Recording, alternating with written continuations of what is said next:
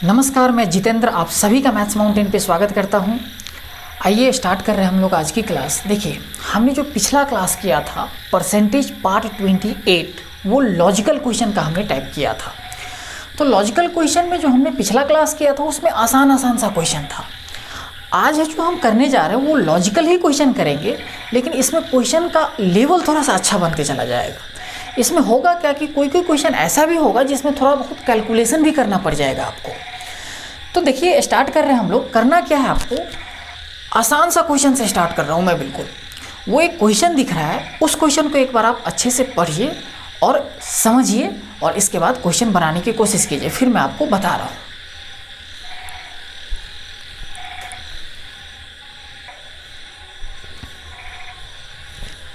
देखिए, समझिए क्वेश्चन क्या बोल रहा है। बहुत आसान सा क्वेश्चन है। क्वेश्चन ये बोल रहा है कि कोई एक व्यक्ति है, उसका पर मंथ का जो भी इनकम था ना, उस इनकम में से वो 50% यानी आधा भाग 50% इनकम वो हर एक महीने बचाता है। और ऐसा वो 1 साल तक करता है, यानी 12 मंथ 12 महीने तक हर एक महीना वो 50% इनकम बचाता है। और जितना भी वो 12 महीने में इनकम सेविंग कर लेता है, बचा लेता है, उससे क्या करता है, वो एक गाड़ी खरीद लेता है। फिर आगे क्वेश्चन क्या बोल रहा है कि उस व्यक्ति का ये विचार बनता है कि जो भी इनकम हम पहले बचाते थे 50%, अब 50% से अधिक बचाएंगे। और जितना पैसे हम पहले 12 महीने में बचा रहे थे, उतना पैसे अब हम 9 महीने में ही बचा लेंगे और फिर से 9 महीने में वही गाड़ी खरीद लेंगे। तो क्वेश्चन आपसे पूछ क्या रहा है कि आप ये बताइए कि पहले जितना सेविंग करता था हर एक महीने, उसमें कितना % का इंक्रीज किया है वो सेविंग में, ताकि वो 9 महीने में ही गाड़ी खरीद लेता है। तो समझिए, यहाँ पे देखिए, पहले 12 महीने तक हर एक महीना कितना बचा रहा था पैसे, 50%, लेकिन वैल्यू में ऐसा कुछ भी नहीं दे रखा है कि कितने रुपए बचा रहा था। अब है कि 9 महीने में जब गाड़ी खरीदता है तो अब कितना बचाता है हर एक महीना, वो भी हमें पता नहीं है। तो हम इस तरह के क्वेश्चन में करते क्या है कि देखिए, हम ऐसा मान लेते हैं कि 12 महीने तक जितने भी पैसे बचाया, हम ऐसा मान लेते हैं कि ₹1 वो हर एक महीना बचा रहा था। 50% को हमने ₹1 मान लिया कि हर एक महीना वो ₹1 बचा रहा था। और कितने महीने तक बचाया, 12 महीने तक, 12 मंथ तक। तो कितना पैसा बचाएगा, अगर एक महीने में वो अगर ₹1 बचाता है तो 12 महीने में कितना बचाएगा, 12 मंथ में कितना बचाएगा, A × 12। और ये जितना भी पैसा बचाता है, इसी पैसे से वो अब एक गाड़ी खरीद लेता है। फिर अब कंडीशन बनता है कि अब जितना पैसा पहले बचा रहा था ₹1, उसमें कुछ अब इंक्रीमेंट कर लेता है, वो कुछ बढ़ा देता है। तो हमने मान लिया कि अब जो पैसे बचाता है वो कितना बचाता है, ₹20 बचाता है हर एक महीना। और कितने महीने तक बचाता है, 9 महीने तक। और 9 महीने तक ये जो बचाया पैसे वो इसके बराबर है। क्यों, क्योंकि इतने पैसे में जो गाड़ी खरीद रहा था, अब इतने महीने में बचाकर, यानी ₹20 हर एक महीने बचाता है 9 महीने तक, तो वही गाड़ी खरीद लेता है। यानी जितना ये बचाता था, सेविंग होता था, उतना ही ये भी सेविंग हो रहा है उसका। तो हमने दोनों को बराबर कर दिया, यहाँ पे कर दिया। अब देखिए, हमने इसको अगर काट सकते हैं, यहाँ पे 3 से काटेंगे, 3 चौका 12, 3 तिहाई 9। ए को हमने यहीं पे रहने दिया। बी अगर इधर मल्टीप्लाई में इधर आएगा तो डिवाइड में बन जाएगा, इक्वल्स टू 3 को हमने यहीं पे रहने दिया। और 4 यहाँ पे मल्टीप्लाई में इधर लाएंगे तो डिवाइड में बन जाएगा। यानी ए का वैल्यू कितना निकल के आ गया, 3 यूनिट। बी का वैल्यू कितना निकल के आ गया, 4 यूनिट। तो पहले ₹1 बचाता था, यानी 3 यूनिट बचाता था, और बाद में कितना बचाने लग गया, ₹20, यानी 4 यूनिट बचाने लग गया। तो पहले 3 यूनिट बचाता था, अब 4 यूनिट बचाने लग गया। तो कितने का वृद्धि हुआ, इंक्रीमेंट कितने का हुआ, 1 यूनिट का। 1 यूनिट का इंक्रीज हुआ किस पे, 3 यूनिट पे, इस 3 यूनिट पे। तो अगर परसेंटेज में निकालना है कि आप ये बताइए कि कितने % का इंक्रीमेंट हुआ, तो कैसे करेंगे, 1 ऊपर 3 नीचे, और परसेंटेज में चेंज करने के लिए 100 से मल्टीप्लाई। हम ऐसे ही तो करते हैं कि आप ये बता दीजिए कि ये 1 यूनिट है, इस 3 यूनिट का कितना % है। तो वही हमने किया, 1 ऊपर 3 नीचे, और परसेंटेज में चेंज करने के लिए 100%। इसे सॉल्व करते हैं तो कितना बन जाता है, 33.33%। यही हमने परसेंटेज में पढ़ा है, यानी ये परसेंटेज वैल्यू इसका बन गया। तो इसका मतलब ये हुआ, पहले जितना भी सेविंग करता था वो हर एक महीना, उससे अब जो सेविंग मतलब इंक्रीमेंट हुआ है सेविंग में, कितना का हो गया, 33.33%। देखिए, इस क्वेश्चन में ना अभी क्या बोला था कि 50% इनकम पर मंथ बचा रहा था शुरुआत में। इस क्वेश्चन को ऐसे भी पूछ सकता था कि कुछ इनकम बचा रहा था, कितना बचा रहा था वो नहीं बोल देगा, 50%, 60%, ये सब कुछ भी नहीं बोल सकता है। ऐसा बोल देगा कि कुछ भाग वो अपने इनकम का बचा रहा था, तब भी हमारा इसी तरीके से करने का तरीका होगा। तो चलिए आप करिए क्या, अभी से इसको पहले आप एक बार उतार लीजिए, नोट कर लीजिए। नोट करने के बाद करना क्या है कि वो फिर से एक नेक्स्ट क्वेश्चन दिख रहा है, उसको एक बार पढ़िए, समझिए और बनाने की कोशिश कीजिए, फिर मैं बताता हूँ।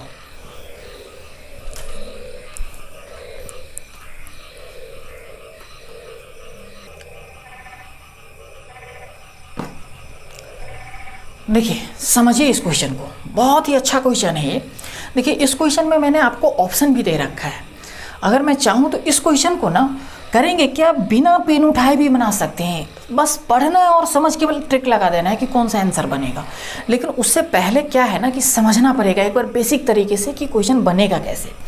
देखिए क्वेश्चन क्या बोल रहा है कि किसी व्यक्ति का एक फैक्ट्री है, उस फैक्ट्री का जो भी आउटपुट है यानी जो भी प्रोडक्ट वो तैयार करता है एक साल में, तो उससे अगले साल जो भी प्रोडक्ट तैयार करेगा उसमें कुछ परसेंट का इंक्रीज हो जाता है। जैसे इस साल, जैसे मान लीजिए आप कि ये मार्कर बनाने वाली कोई फैक्ट्री है, इस साल अगर 10 मार्कर बनाया तो अगले साल 12 मार्कर बनाएगा, 15 मार्कर बनाएगा, यानी इंक्रीज होकर मार्कर बनाएगा हर एक साल। और हर एक साल सेम परसेंट से इंक्रीज होता है, यानी अगले साल अगर 10% से इंक्रीज होगा तो उससे अगले साल फिर से 10% से इंक्रीज हो जाएगा उसके आउटपुट में यानी प्रोडक्टिविटी में। तो क्वेश्चन ये बोल रहा है कि हर एक साल कुछ परसेंट से इंक्रीज हो रहा है उसका आउटपुट, तो 2 साल बाद उसका जो प्रोडक्टिविटी है यानी आउटपुट है डबल हो जाता है। यानी इस साल अगर 10 मार्कर ये तैयार कर रहा है ये फैक्ट्री, तो 2 साल बाद यही फैक्ट्री एक साल में 20 मार्कर तैयार कर देगा। ऐसा कुछ क्वेश्चन बोल रहा है। तो क्वेश्चन आपसे ये पूछ रहा है कि आप ये बताइए कि हर एक साल उसके आउटपुट में कितना परसेंट का इंक्रीज हो रहा है। ये चीज़ें क्वेश्चन आपसे पूछ लिया है। तो देखिए क्वेश्चन को बनाने से पहले एक बेसिक चीज़ों पर मैं डिस्कशन करूंगा, जो चीज़ें मैं आपको पहले पढ़ा रखा हूँ परसेंटेज की शुरुआत में, लेकिन हम करेंगे क्या उसमें हल्का सा चेंजिंग करेंगे जो समझना है आपको। बहुत आसान सा चीज़ है, बेसिक चीज़ें अगर एक बार आप समझ गए तो क्वेश्चन एक ही स्टेप में बन जाएगा। देखिए जैसे मैं आपको ये बोल रहा हूँ कि ये कोई 500 रुपीज़ है आपके पास, आपको याद आ जाएगा कि हम लोग ने इस पर काम कर रखा है। मान लीजिए 500 रुपये है, मैं ये बोल रहा हूँ आपसे कि ये 10% से इंक्रीज हो रहा है। 500 रुपीज़ है, 10% से इंक्रीज हो रहा है, तो इसका 10% कितना होगा 50 रुपीज़। ये 50 रुपीज़ से क्या हो रहा है इंक्रीज हो जा रहा है, तो बन कितना जाएगा 550, ऐसा ही कुछ बनेगा। हम ऐसे भी तो बोल सकते हैं कि ये 500 100% के बराबर है, तो 100% हमने नीचे लिखा, और इंक्रीज होने के बाद कितना बन जा रहा है 110%, तो 110% निकालना है तो वो मल्टीप्लाई में यानी ऊपर लिखते हैं 110%। ये 500 100% के बराबर था तो 100% नीचे, बढ़ने के बाद कितना बन गया 110%, तो वो हमने ऊपर लिखा। देखिए इसको भी सॉल्व करेंगे तो ये 2 जीरो से 2 जीरो कट जाएगा, 5 से मल्टीप्लाई करेंगे 110 में तो 550 ही बनेगा। वही चीज़ हमने किया। अब जो भी ये 550 बना समझिएगा, वो फिर से 10% से इंक्रीज हो जाता है, तो जो भी ये वैल्यू होगा 550 वो 100% के बराबर होगा, तो हमने 100% नीचे लिखा। इंक्रीज कितने से कर रहा है 10% से, तो ऊपर हमने 110% हमने लिख दिया। ये चीज़ें हमने पहले कर रखा है। यानी जो भी आप पैसे पहले 500 था 10% से भरा तो 110% ऊपर 100% नीचे, ये प्रोसेस हमने लिखा है यहाँ पे। अब मुझे एक बात बताइए, इसे सॉल्व नहीं करना है, जितना भी आ जाए हमें समझाना क्या है यहाँ पे। देखिए अब हम इस चीज़ों को ऐसे भी तो लिख सकते हैं, ये 500 है, 100 देखिए यहाँ पे 100 2 बार है, तो हम ऐसा लिख सकते हैं कि 100 नीचे और 110 ऊपर, और ये 2 बार है तो इसको स्क्वायर करके हम लिखते हैं। कोई दिक्कत इसमें? इस चीज़ों का 2 बार लिखा हुआ तो हमने स्क्वायर कर दिया। अब मुझे एक बात और बताइए, यहाँ पे बताना क्या है। देखिए जैसे ये 500 था, इसी चीज़ों को मैं फिर से यहाँ पे लिख रहा हूँ। ये 500 यहाँ पे गिवन था। अब मैं आपको ये बोल रहा हूँ कि हर एक साल 10% से इंक्रीज कर रहा है वैल्यू, जो भी ये 500 वैल्यू ये 10% से हर एक साल इंक्रीज कर रहा है। तो हमने ऐसा लिखा था कि ये 100% के बराबर है तो 100% नीचे, और 10% से इंक्रीज कर रहा है तो 110% ऊपर लिखा था। लेकिन ये 110% लिखा कैसे गया था, समझिए इस चीज़ों को। देखिए 100% के बराबर था और बढ़ने के बाद 110% यानी 110% हो गया, यानी 100% तो पहले से रहा ही होगा प्लस 10% बढ़ गया, वो चीज़ें हमने यहाँ पे लिखा। इस दोनों को ऐड करके हमने ये चीज़ें डायरेक्ट लिख दिया था कि जितने % के बराबर होगा वो तो नीचे लिखेंगे ही, ऊपर में हम क्या लिखेंगे, जितने % के बराबर है यानी 100% नीचे है तो 100% ऊपर भी लिखा जाएगा, और जितना से बढ़ा वो चीज़ें हमने लिख दिया। फिर ये चीज़ें दोबारा भी यहाँ पे हुआ है, देखिए ये चीज़ें यहाँ पे दोबारा भी हम कर रहे हैं, तो हम डायरेक्ट इसी का स्क्वायर कर देते हैं, कोई दिक्कत, यहाँ पे स्क्वायर तो लिख सकते हैं हम, इस चीज़ों को कर सकते हैं यहाँ पे। तो अब मुझे एक बात और बताइए कि यहाँ पे 10% हर एक साल इंक्रीज हो रहा है, तो वो 10% हमने यहाँ पे लिख दिया। लेकिन अगर आपको ये पता ही नहीं है कि 10% इंक्रीज हो रहा है, तो आप यहाँ पे क्या लिखेंगे, कुछ भी मान लेंगे। जैसे आपको मैं ऐसे बोल रहा हूँ, जैसे इस क्वेश्चन में बोल रहा है कि भाई हर एक साल कुछ % से इंक्रीज हो रहा है। अब कितना % से इंक्रीज हो रहा है ये चीज़ आपको नहीं पता है क्वेश्चन में, तो हम मान लेते हैं कि जैसे यहाँ पे 10% से इंक्रीज हो रहा है तो 10 लिख दिया। अगर ये चीज़ें नहीं पता होता, 20% से इंक्रीज होता तो यहाँ पे 20 लिखते। अगर मान लीजिए नहीं पता होता ये चीज़ें, तो हम कुछ भी मान सकते थे, A B C D कुछ भी ऐसा मान लेते थे कि A% से इंक्रीज हुआ, B% से इंक्रीज हुआ। अगर A% से इंक्रीज हम मानते हैं तो यहाँ पे A लिखना पड़ेगा। हमने मान लिया कि R% से इंक्रीज हो रहा है, कि जो भी वैल्यू है हर एक साल R% से इंक्रीज हो रहा है, तो 2 साल बाद कितना हो जाएगा। तो यहाँ पे 100 + R लिख सकते हैं, 2 बार यहाँ पे लिखा जाएगा, तो यहाँ पे यही चीज़ें लिख दिया, 10 के जगह पे हमने R लिख दिया। ऐसा लिख सकते हैं कि नहीं लिख सकते हैं, लिख सकते हैं। तो चलिए बस इतना ही चीज़ें समझाना था यहाँ पे, कि जब हमें नहीं पता होगा कितने % से इंक्रीज कर रहेगा, तो ये चीज़ें हम यहाँ पे कुछ एज्यूम कर लेंगे अपनी तरफ से। अब हम आते हैं क्वेश्चन पे, ठीक है ना। तो चलिए मैं इसे मिटा रहा हूँ। अब देखिए क्वेश्चन पे हम इसको किस तरीके से यूज करेंगे।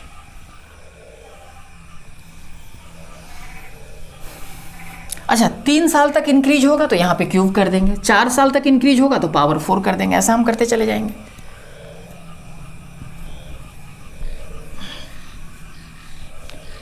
अब समझिए यहाँ पे क्वेश्चन को, क्वेश्चन क्या बोल रहा है, इस चीज़ों को ध्यान से समझिए। हर एक साल कुछ % से इंक्रीज कर जा रहा है, और इस साल जितना भी प्रोडक्टिविटी है उसका 2 साल बाद उसका डबल हो जाएगा। तो हम क्या कर रहे हैं कि इस साल मैं मान लेता हूँ कुछ भी प्रोडक्ट बना रहा है, मान लेते हैं हम कि मार्कर बनाने वाली कंपनी है 100 मार्कर बना रही है, कुछ भी मान सकते हैं, 100, 200, 1, 2, 3, 4, कुछ भी हम अपनी तरफ से यहाँ पे एज्यूम कर लेते हैं। तो हमें पता है कि इस साल अगर 100 मार्कर बनाती है और हर एक साल कुछ % से इंक्रीज कर जाती है, तो ये 100 मार्कर बना रही है कंपनी, 100% के बराबर है, तो 100% हमने नीचे लिखा। अब हम मान लेते हैं कि हर एक साल R% से इंक्रीज कर जाता है प्रोडक्टिविटी, तो 100 तो ऊपर में होगा ही, और R यहाँ पे लिखा जाएगा। और ऐसा कितने बार होता है, कितने साल तक, 2 साल तक। तो 2 साल तक होता है तो हम इसका स्क्वायर कर देंगे, कर सकते हैं। अब अभी प्रोडक्ट जितना बना रहा है उसका अब ये करने के बाद डबल प्रोडक्ट बनने लग जाएगा, क्योंकि हर एक साल इंक्रीज हो रहा है, और इंक्रीज होने के बाद जितना प्रोडक्ट पहले बना रहा था उसका डबल प्रोडक्ट बनाएगा। यानी 100 प्रोडक्ट बना रहा था तो 200 बनाएगा। अगर यहाँ पे 1 प्रोडक्ट बनाता तो 2 प्रोडक्ट यहाँ पे बन जाता। अब देखिए यहाँ पे ये 2 0 से 2 0 तो कट ही जाएगा। क्लियर है ये चीज़ें। अब देखिए ये यहाँ पे तो 1 बच गया, ये चीज़ें तो खत्म हो गया। तो इधर क्या बच गया आप समझिए, यहाँ पे 100 + R डिवाइड बाई 100, इसका हमने स्क्वायर, और इक्वल्स टू कितना बच गया 2। देखिए मैं यहाँ पे लिखते चले जा रहा हूँ, ये स्क्वायर उस तरफ जाएगा तो क्या बन जाएगा √2। तो हमारा 100 + R divide by 100 equals to √2 हमने यहाँ पे लिख दिया। अब ये 100 उस तरफ जाएगा तो मल्टीप्लाई में हो जाएगा, तो 100 + R इक्वल्स टू 100 √2, क्योंकि ये 100 इधर डिवाइड में उधर जाएगा, मल्टीप्लाई हो जाएगा। तो R इक्वल्स टू हम क्या लिख सकते हैं, ये 100 इस तरफ प्लस में उधर जाएगा तो माइनस में हो जाएगा, तो हम ऐसा लिख सकते हैं 100 √2 माइनस का 100, यानी अगर 100 हम यहाँ से कॉमन ले लें तो कितना बनेगा √2 - 1, यानी R बराबर कितना % हो गया 100 × √2 - 1, यानी हर एक साल इतने % से उसका प्रोडक्ट इंक्रीज कर जा रहा है। फैक्ट्री का जो आउटपुट है हर एक साल इतने % से इंक्रीज कर जा रहा है। यही आपका आंसर हो गया। तो मैं उम्मीद करता हूँ कि ये चीज़ आपको बहुत ही अच्छे तरीके से समझ में आ गया होगा। तो करिए कि आप एक बार इसको नोट कर लीजिए, फिर मैं आपको समझाता हूँ कि डायरेक्ट हम इसको बना कैसे सकते थे।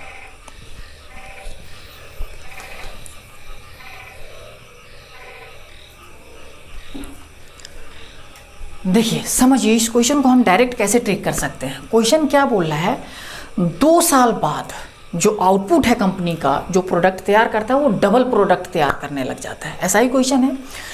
तो 2 साल बाद अगर डबल होता है तो इसका मतलब ये हो गया हर एक साल जो इंक्रीज हो रहा है वो 100% से कम ही होगा। अगर मान लेते हैं कि 100% भी एक साल में इंक्रीज हो जाता है, तो इस साल अगर 100 प्रोडक्ट बनाता है, 100 प्रोडक्ट वो तैयार करती है कंपनी, तो अगले साल इसका 100% बढ़ जाएगा, यानी 200 प्रोडक्ट अगले साल ही बनाने लग जाएगा। तो इसका मतलब ये हो गया कि 100% से नीचे ही इंक्रीज कर रहा है हर एक साल। अब देखिए यहाँ पे ऑप्शन में तीन ऑप्शन यहाँ पे ऐसे दिया हुआ है कि 100% से ज़्यादा है, ये भी 100% से अधिक इंक्रीज कर रहा है, तो ये भी ऑप्शन नहीं होगा, ये भी 100% से अधिक है, ये भी 100% से अधिक है।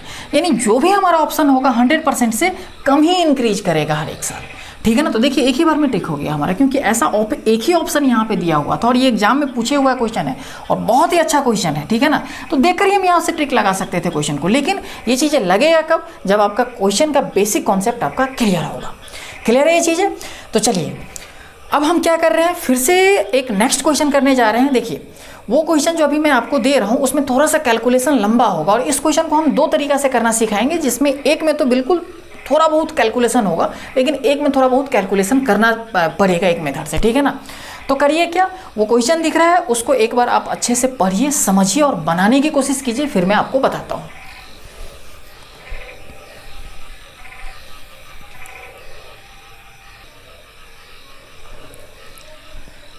देखिए समझिए क्वेश्चन, बहुत ही अच्छा क्वेश्चन है।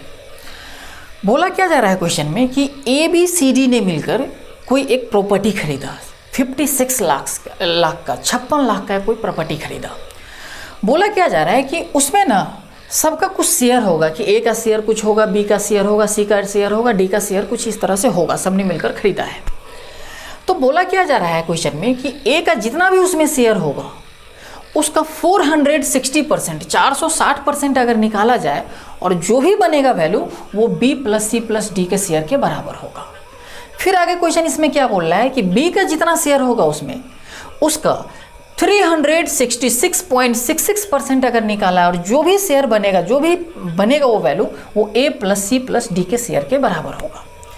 उससे आगे फिर क्वेश्चन क्या बोल रहा है कि ना कि A + B + D का जो भी शेयर होगा उसका 40% जो भी वैल्यू बनेगा वो C के शेयर के बराबर होगा, ऐसा क्वेश्चन बता रहा है। तो बोल रहा है कि आप ये बता दीजिए कि D का शेयर इसमें कितने लाख होगा, ये चीज़ आपसे क्वेश्चन पूछ लिया है। तो देखिए हमें क्या करना है कि भाई A का जितना भी शेयर होगा उसका 460% इस तीनों का शेयर होगा। तो हमें करना क्या है, यहाँ पे 460% का फ्रैक्शन वैल्यू निकालना है। देखिए 460% का फ्रैक्शन वैल्यू निकालिए। तो 460% को अगर फ्रैक्शन में चेंज करेंगे तो दो तरीका है चेंज करने का। एक क्या कि ये परसेंटेज वैल्यू यहाँ से हम हटा देते हैं और नीचे हम क्या लिख देंगे, ये 460% है। अगर ये परसेंटेज वैल्यू हटेगा तो इसका मतलब क्या, 460 / 100, परसेंटेज हटाकर हमने नीचे 100 लिख दिया। तो होगा क्या कि ये एक 0 से एक 0 कट जाएगा, फिर आगे कटेगा ये 2 से, कितना बन जाएगा ये 23 और ये बन जाएगा आपका 5। इसका मतलब ये हुआ कि ये 5 है। अगर इस 5 का देखिए यहाँ पे 460% का मतलब ये हुआ 23 / 5, एक तरीका ये हुआ। अब समझिए यहाँ पे 5 हमारा नीचे ओरिजिनल वैल्यू हो गया। इस 5 का अगर 460% निकाला जाए तो कितने के बराबर हो जाएगा, 23 यूनिट के बराबर हो जाएगा। तो हम ऐसा मान सकते हैं क्या कि A को हम 5 यूनिट के बराबर मान लेते हैं कि A का शेयर 5 यूनिट है और उसका 460% इसका वैल्यू इस तीनों का मिलाकर होगा शेयर। तो इसका 5 का 460 कितना बन जाएगा, 23। इस तरीके से यानी A का शेयर जितना है उसका 460% यानी 23 हमारा B + C + D का शेयर है। देखिए फ्रैक्शन वैल्यू निकालने के लिए एक तो हमने ऐसे भी सीखा था, एक तरीका हमने क्या सीखा था उस चीज़ों को भी एक बार समझिए। 460% है तो हमने आपको क्या बोला था कि इसमें जो भी 100 के मल्टीपल वाला पार्ट होगा उसको बाहर कर देंगे, यानी 400 अलग कर देते हैं, 400% अलग प्लस 60% को हमने अलग कर दिया। 400% का मतलब क्या, अगर इसको फ्रैक्शन में चेंज करते हैं तो कितना बनेगा 4। 60% का मतलब कितना बन जाएगा आपका, तो आप कहोगे 3/5। देखिए इसको अगर सॉल्व करेंगे तो कितना बन जाएगा, 5 × 20 3 23/5 बन जाएगा। वही चीज़ आ गया। तो या तो आप ऐसे बना लीजिए इसका फ्रैक्शन या तो फिर ऐसे बना लीजिए, दोनों तरीक़े से हम कर सकते हैं। तो देखिए यहाँ से हमने शेयर निकाल लिया, A का शेयर हमने 5 यूनिट माना और इसका B + C + इसका 460% हमने निकाला कितना 23। मैं यहाँ पे लिख दे रहा हूँ ये चीज़ें, यानी 23 / 5 यूनिट, यही चीज़ें बनेगा। जितना A का शेयर उसका इतना % हमने यहाँ पे लिख दिया। फिर इससे आगे क्वेश्चन में देखिए कि कैसे करेंगे।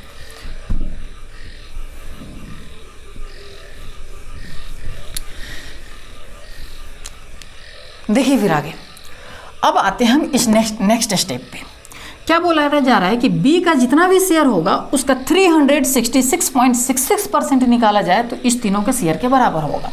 तो इसका 366.66% का अगर फ्रैक्शन वैल्यू निकाला जाए तो हम क्या करेंगे, 300 को अलग करेंगे 300%।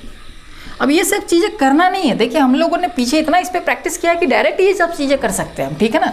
तो आपको एग्जाम में ये सब चीज़ें इतना करना नहीं है कि डायरेक्ट हम यहाँ पे सोच सकते हैं कि 300 को अलग करेंगे 66.66% बच जाएगा। 300 का मतलब 3 और 66.66% का मतलब कितना 2/3, उसी को हम सॉल्व करेंगे। तो वो चीज़ें मैं यहाँ पे लिख दे रहा हूँ ताकि आप लोग को अच्छे से समझ में आ जाए, लेकिन आपको बार बार लिखना नहीं है ये चीज़। 300 का फ्रैक्शन वैल्यू कितना 3 प्लस इसका फ्रैक्शन वैल्यू कितना 2/3, इसको सॉल्व करते हैं तो 3 3 9 2 11/3, यानी इसका मतलब ये हुआ इसका फ्रैक्शन वैल्यू अगर निकाला गया तो ये कितना 11/3 बन गया। यही चीज़ हमारा बना, यानी 3 है और उसका इतना परसेंट यानी 366.66% निकाला जाए तो कितना बन जाएगा 11 यूनिट। यानी अगर हम बी का शेयर 3 यूनिट मान लेते हैं 3 यूनिट, तो इसका इतना परसेंट अगर निकाला जाए तो कितना बन जाएगा 11 यूनिट। यही चीज़ें हमने निकाल दिया कि बी का शेयर इतना है और उसका 366.66% निकाला गया तो इस तीनों का शेयर हमारा निकल जाएगा। फिर आइए आगे क्वेश्चन क्या बोल रहा है कि ए बी और डी का शेयर जितना भी है उसका 40% के बराबर सी का शेयर है। तो 40% का हमने फ्रैक्शन वैल्यू निकाला कितना 2/5, ऐसा ही बनेगा, यानी 5 का 40% कितना बन जाएगा 2। तो अगर तीनों का शेयर अगर 5 यूनिट हम मान लेते हैं तो उसका 40% सी के बराबर होगा। तो उसका 40% कितना 2 यूनिट के बराबर है, जो कि सी के बराबर है। ये चीज़ें समझ में आ गया यहाँ तक। अब देखिए इससे आगे हम कैसे करेंगे, समझिएगा यहाँ पे ध्यान से समझिए। अब हमें क्या करना है कि देखिए यहाँ पे a plus B plus C plus D का शेयर हम निकाल सकते हैं कितना 23 प्लस 5 यानी 28 यूनिट। इस तीनों का शेयर हमारा यहाँ पे बन रहा है, ऐसे ही बन रहा है, सॉरी तीनों का नहीं चारों का शेयर हमारा बन रहा है 28 यूनिट। हमने सबको ऐड कर दिया। क्वेश्चन क्या बोल रहा है चारों का शेयर कितना है वहाँ पे एक्चुअल वैल्यू में, हमने तो यहाँ पे यूनिट में कैलकुलेट किया है। एक्चुअल वैल्यू में अगर देखा जाए तो चारों का शेयर कितना है 56 लाख। तो देखिए ये 28 यूनिट 56 लाख के बराबर। हमने बोला कि चारों का शेयर यहाँ पे 28 यूनिट है, वहाँ पे कितना है 56 लाख। तो 28 यूनिट 56 लाख के बराबर हो जाएगा, होगा। तो 1 यूनिट कितने के बराबर होगा, तो आप कहोगे 2 लाख के बराबर होगा ये चीज़ें। अब हम यहाँ से ए का शेयर निकाल सकते हैं अलग से कि नहीं, कि 5 यूनिट का वैल्यू आप निकाल दो, ए का शेयर निकल जाएगा। तो 5 यूनिट 1 यूनिट का वैल्यू 2 लाख, तो 5 यूनिट का वैल्यू कितना बन जाएगा, तो आप कहोगे 10 लाख, यानी ए का उसमें हिस्सेदारी कितना है 10 लाख का है। उसी तरीके से हम इसके लिए भी निकाल सकते हैं, इस पार्ट के लिए भी हम कैलकुलेट कर सकते हैं। तो देखिए यहाँ पे गलती आप क्या कर सकते हैं, वो चीज़ें नहीं करना है। गलती क्या होगा कि हमने ये सोच लिए कि 1 यूनिट का वैल्यू कितना 2 लाख है, तो यहाँ से हम सीधा 3 यूनिट का वैल्यू निकाल देंगे कि 3 यूनिट का वैल्यू कितना बन जाएगा 6 लाख, वो हमारा बी का शेयर बन जाएगा। देखिए यहाँ पे ये चीज़ें बिल्कुल नहीं करना है। क्यों नहीं करना, उस चीज़ों को समझिए। देखिए यहाँ पे अगर चारों का शेयर अगर हम ऐड करते हैं तो कितना बनता है 11 प्लस 3 यानी 14 यूनिट चारों का शेयर बनता है, 14 यूनिट बनता है।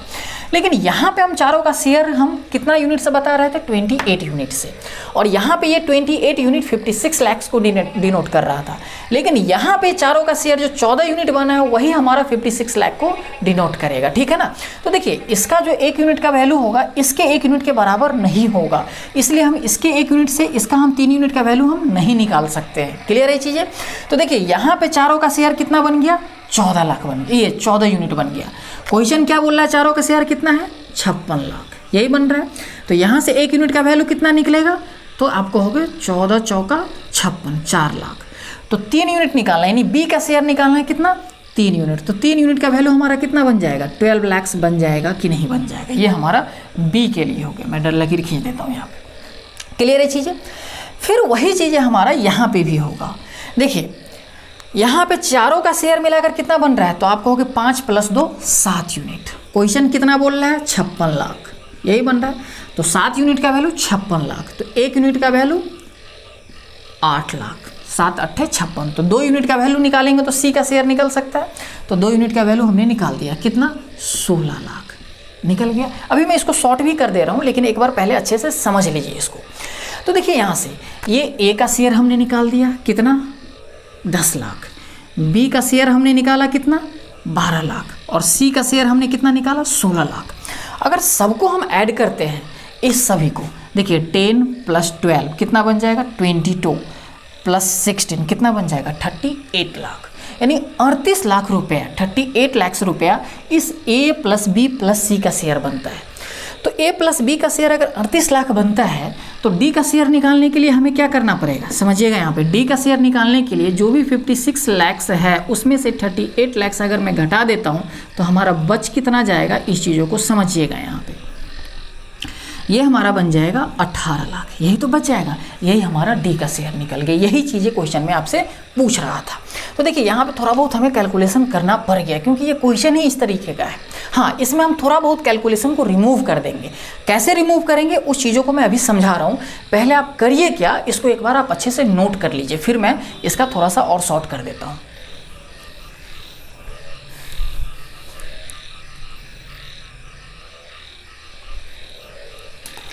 अब समझिए मैं यहाँ पे इसको शॉर्ट कैसे कर सकता हूँ। देखिए मैं कुछ पार्ट को यहाँ से मिटा रहा हूँ, उससे पहले एक बार समझिए शॉर्ट करने के लिए हमारे क्या तरीका होगा कि भाई इस चारों का शेयर अगर 28 यूनिट है, समझिएगा, तो यहाँ पे भी चारों का शेयर जितना भी बनता है सबका चारों का शेयर यूनिट में बराबर कर देते हैं क्योंकि वही चीज़ें बन जाएगा। और वहाँ से फिर हम 1 यूनिट का वैल्यू निकालेंगे तो इसके 1 यूनिट का जितना वैल्यू बराबर होगा इसके भी 1 यूनिट के बराबर होगा, इसके भी 1 यूनिट के वैल्यू के बराबर होगा। तो उस तर्ज पे हम क्वेश्चन को लेकर जा रहे हैं। तो समझिएगा मैं यहाँ पे कुछ पार्ट मिटा रहा हूँ।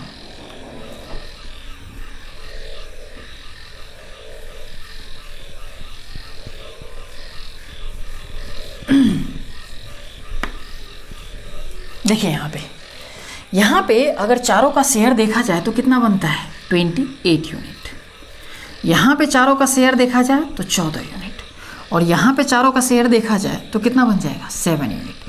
तो हम ऐसा बोल रहे हैं कि भाई चारों का शेयर तो बराबर ही होगा किसी भी, हाँ भले यहाँ पे 28 यूनिट से हम उस चीज़ों को बता रहे हैं, यहाँ पे 14 यूनिट से बता रहे हैं, लेकिन जो 56 लाख है इस सब के बराबर होता है, यानी चारों का शेयर क्या होना चाहिए, हमारा बराबर होना चाहिए। तो हम करते क्या है, यूनिट में ही चारों का शेयर हम बराबर कर देते हैं। तो हम यूनिट में शेयर बराबर करने के लिए क्या करेंगे, एक ऐसा वैल्यू लेंगे जो ये भी बन जाए, ये भी बन जाए, ये भी बन जाए, सब के सब बना सकते हैं। यानी हम 7 यूनिट सबको बना सकते हैं, 14 यूनिट भी सबको बना सकते हैं, या 28 यूनिट भी सबको बना सकते हैं। तो हम उससे अच्छा एक तरीका क्या करते हैं, सबका एलसीएम ले लेते हैं। 7, 14 एंड 28 का एलसीएम लेंगे तो वो बन जाएगा आपका 28 यूनिट। यानी सबको अगर हम 28 बना देते हैं तो ये 28 तो है ही, अगर इसे 28 यूनिट बनाना है तो क्या करना पड़ेगा, 2 से मल्टीप्लाई करना पड़ेगा। तो यहाँ पे अगर 2 से मल्टीप्लाई करेंगे तो भाई इसी दोनों चीज़ को ऐड करने के बाद यहाँ पे 28 बनना चाहिए। तो वो कैसे होगा, यहाँ पे 2 से मल्टीप्लाई कर रहे हैं तो यहाँ पे भी 2 से मल्टीप्लाई करना पड़ेगा, यहाँ पे भी 2 से मल्टीप्लाई करना पड़ेगा। देखिए अब यहाँ पे ये 11 2 जा 22 यही बनेगा और 3 2 जा 6 बन जाएगा। तो 22 + 6 28 बन जा रहा है। सिमिलरली यहाँ पे भी अगर 28 बनाना है तो 4 से मल्टीप्लाई करना पड़ेगा, तो इसमें भी 4 से मल्टीप्लाई करेंगे और इसमें भी 4 से मल्टीप्लाई करेंगे। अब देखिए सबके सब 28 यूनिट बन गया, 28 यूनिट बन गया।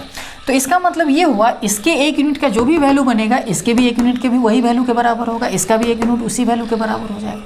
तो अब देखिए सबका अगर 1 यूनिट बराबर है तो हम ऐसा करते हैं, इस A का शेयर कितना है 5 यूनिट, B का शेयर कितना है यहाँ पे 6 यूनिट और C का शेयर कितना है 8 यूनिट। तो 5 और 6 5 11 और यहाँ पे 8 कितना बन जाएगा 19 यूनिट। यानी A + B + C का शेयर कितना बनता है 19 यूनिट, 19 यूनिट बनता है।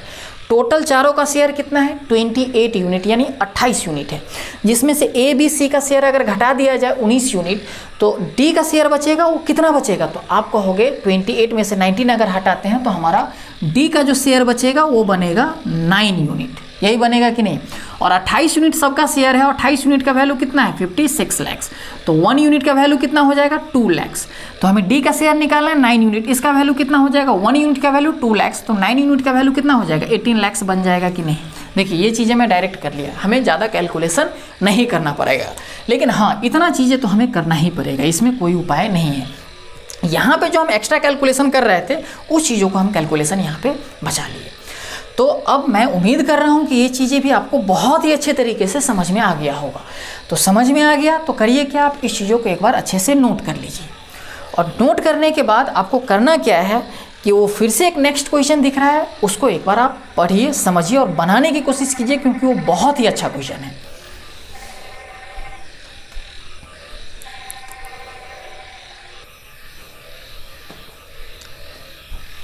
देखिए, इस क्वेश्चन को करने से पहले ना मैं कुछ बेसिक चीज़ें आपको समझाना चाह रहा हूँ जो इस क्वेश्चन में यूज होगा। डायरेक्ट वो तरीका मैं सिखाना चाह रहा हूँ आपको, हम पहले भी सीख रखे हैं, लेकिन एक बार मैं रिवीजन करवा दे रहा हूँ चीज़ों को, उस चीज़ों को एक बार समझिए। जैसे मैं ऐसे बोल रहा हूँ कि कोई वैल्यू है जो 20% से 2 साल तक इंक्रीज किया, यानी पहले साल मान लीजिए कि कोई पॉपुलेशन है किसी गाँव का, वो पहले साल 20% से इंक्रीज किया और फिर उससे अगले साल भी 20% से इंक्रीज किया। तो मैं आपसे ये पूछ दूं कि आप फाइनली ये बताइए कि टोटल वो इंक्रीज कितने का हुआ, कितने परसेंट का इंक्रीज हो गया उसमें। तो हम 2 तरीक़ा से इस चीज़ों को करते थे, समझिएगा, आपको याद आ जाएगा क्योंकि मैं पहले ये चीज़ें पढ़ा रखा हूँ। 20% से इंक्रीज कर रहा है, यानी 20% मतलब कितना, 1/5, यानी शुरुआत में अगर 5 यूनिट रहा होगा तो वो 20% से इंक्रीज कर जा रहा है, यानी 5 यूनिट का 20% कितना, 1 यूनिट, यानी शुरुआत में 5 रहा होगा तो 6 बन जाता है, फिर अगले साल कितना बन जाएगा, 5 से 6 बन जाएगा। तो शुरुआत में था 25 यूनिट, बाद में कितना बन गया, 36 यूनिट बन गया, यही चीज़ हमारा बन गया। तो अब मुझे एक बात बताइए कि शुरुआत में 25 और 2 साल बाद 36 बन गया, तो इंक्रीज कितने का हुआ, कितने यूनिट का, तो आप कहेंगे 11 यूनिट का इंक्रीज हुआ। तो ये तो यूनिट में हमने इंक्रीज निकाला, लेकिन मैं आपसे ये बोलूँ कि आप मुझे ये बताइए परसेंटेज में कितने परसेंट का इंक्रीज हुआ। तो आप कहेंगे क्या कि सर 11 यूनिट का इंक्रीमेंट हुआ, इंक्रीज हुआ किस पे, 25 यूनिट का। तो परसेंटेज में करने के लिए हम क्या करते हैं, 11 ऊपर यही निकालते हैं ना, ये 11 इस 25 का कितना परसेंट है, तो 11 ऊपर 25 नीचे, और परसेंटेज में चेंज करने के लिए 100 से हम मल्टीप्लाई कर देते हैं, ऐसा ही करते हैं। देखिए 25 से काटेंगे, 25 चौका 100, 11 गुने 4 कितना बन जाएगा, 44, यानी 44% से ये वैल्यू इंक्रीज कर गया। 2 बार 20% से इंक्रीज किया है तो फाइनल एक जो इंक्रीमेंट होगा वो 44% निकल जाता है। इसके लिए मैंने एक तरीका और बताया था कि मैं डायरेक्ट सोचने का तरीका बताया था, कैसे, अगर आप लोग को ध्यान होगा तो ये चीज़ें याद आ जाएगा। देखिए हमने बताया था कि a + b + AB divided by 100, अगर इंक्रीज हो रहा है 2 बार तो इस तरह का कुछ फार्मूला हमने बताया था कि इस पर हम डायरेक्ट कैसे सोचते हैं। देखिए यहाँ पे एक बार 20, 20, 40, इसी पे हम फार्मूला पे बैठाते थे, 20, 20, 40 यहाँ पे हो गया, और a इंटू बी यानी 20 इंटू 20 कितना बन जाएगा, 400 डिवाइडेड बाई 100 कितना बन जाएगा, 4। तो 20 + 20 40, 40 + 4 कितना बन जाएगा, 44 बन जाएगा। तो इस चीज़ों को माइंड में ही कैलकुलेट करना हमने आपको सिखाया था, 2 वैल्यू के लिए, 3 वैल्यू के लिए भी मैंने करवाया था। तो हमें क्या करना है, इतना ना करके इसी चीज़ों को हमें यूज करके इस क्वेश्चन को बनाना है, ठीक है ना, कि उसमें कुछ परसेंट से इंक्रीज करवा रहा है। क्लियर है ये चीज़ें। तो बस इसी चीज़ों को मैंने बताने के लिए एक बार बेसिक चीज़ों का रिवीजन करवा दिया। अब हम करते क्या है, अब हम आते हैं उस क्वेश्चन पे। तो मैं एक बार इसे पहले मिटा देता हूँ।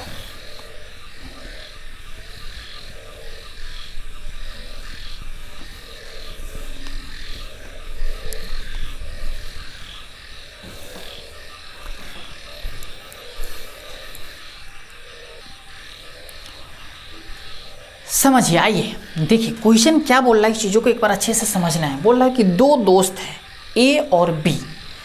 बोल रहा है कि ए एक फ्लैट खरीदता है और बी एक ज़मीन खरीदता है। ए जो फ्लैट खरीद रहा है वो 2 लाख रुपए में खरीद रहा है और बी जो ज़मीन खरीद रहा है वो 2.5 लाख रुपए में खरीद रहा है।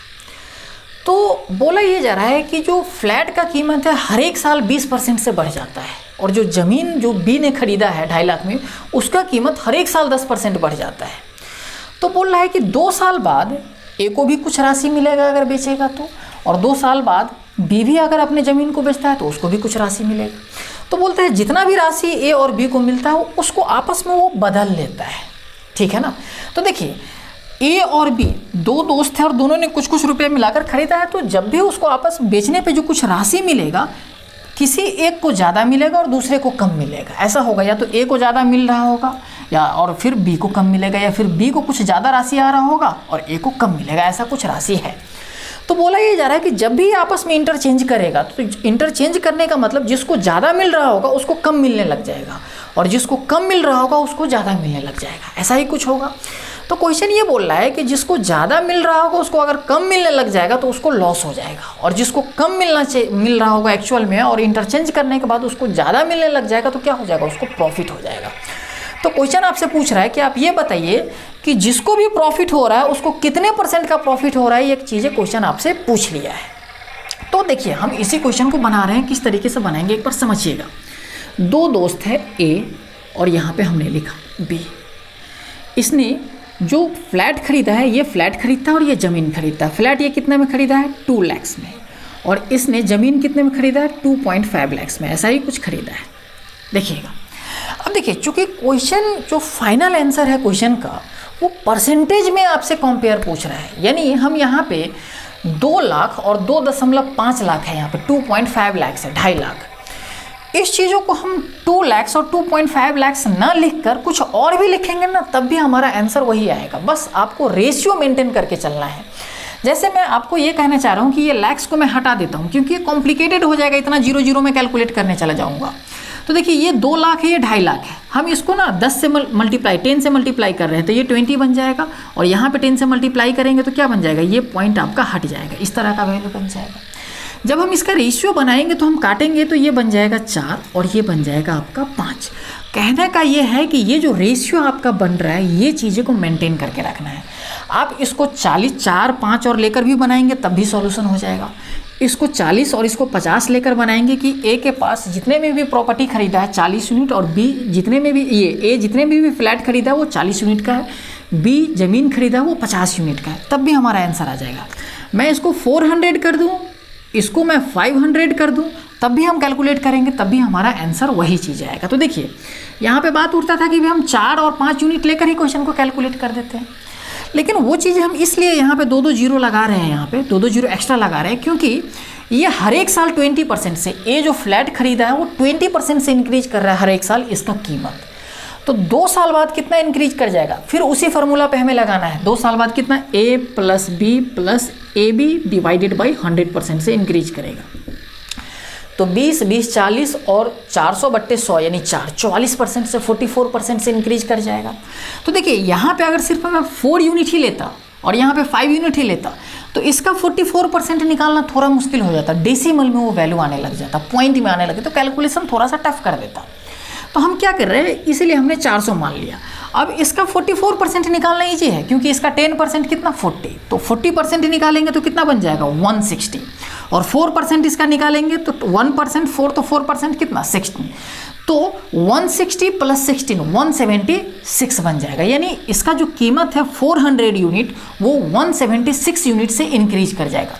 तो इंक्रीज करने के बाद कितना बन जाएगा 576। देखिए ये सब चीज़ें मैं आप डायरेक्ट लिख रहा हूँ क्योंकि ये 176 यूनिट से इंक्रीज कर जाएगा। क्लियर है ये चीज़ें।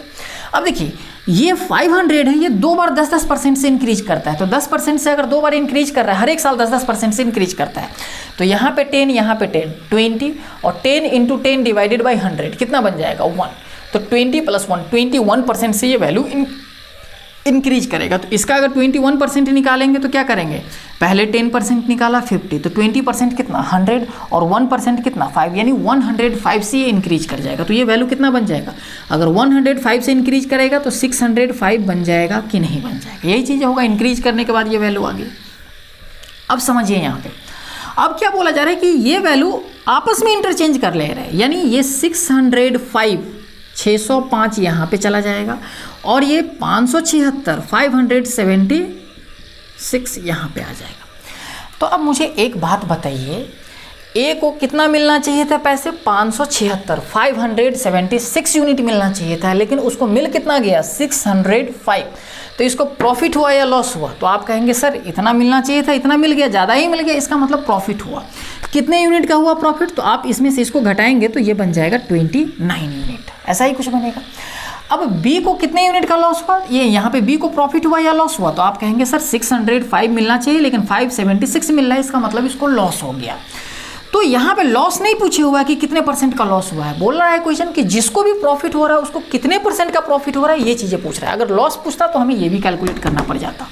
तो समझिए 29 यूनिट का प्रॉफिट हो रहा है, किसको, ए को।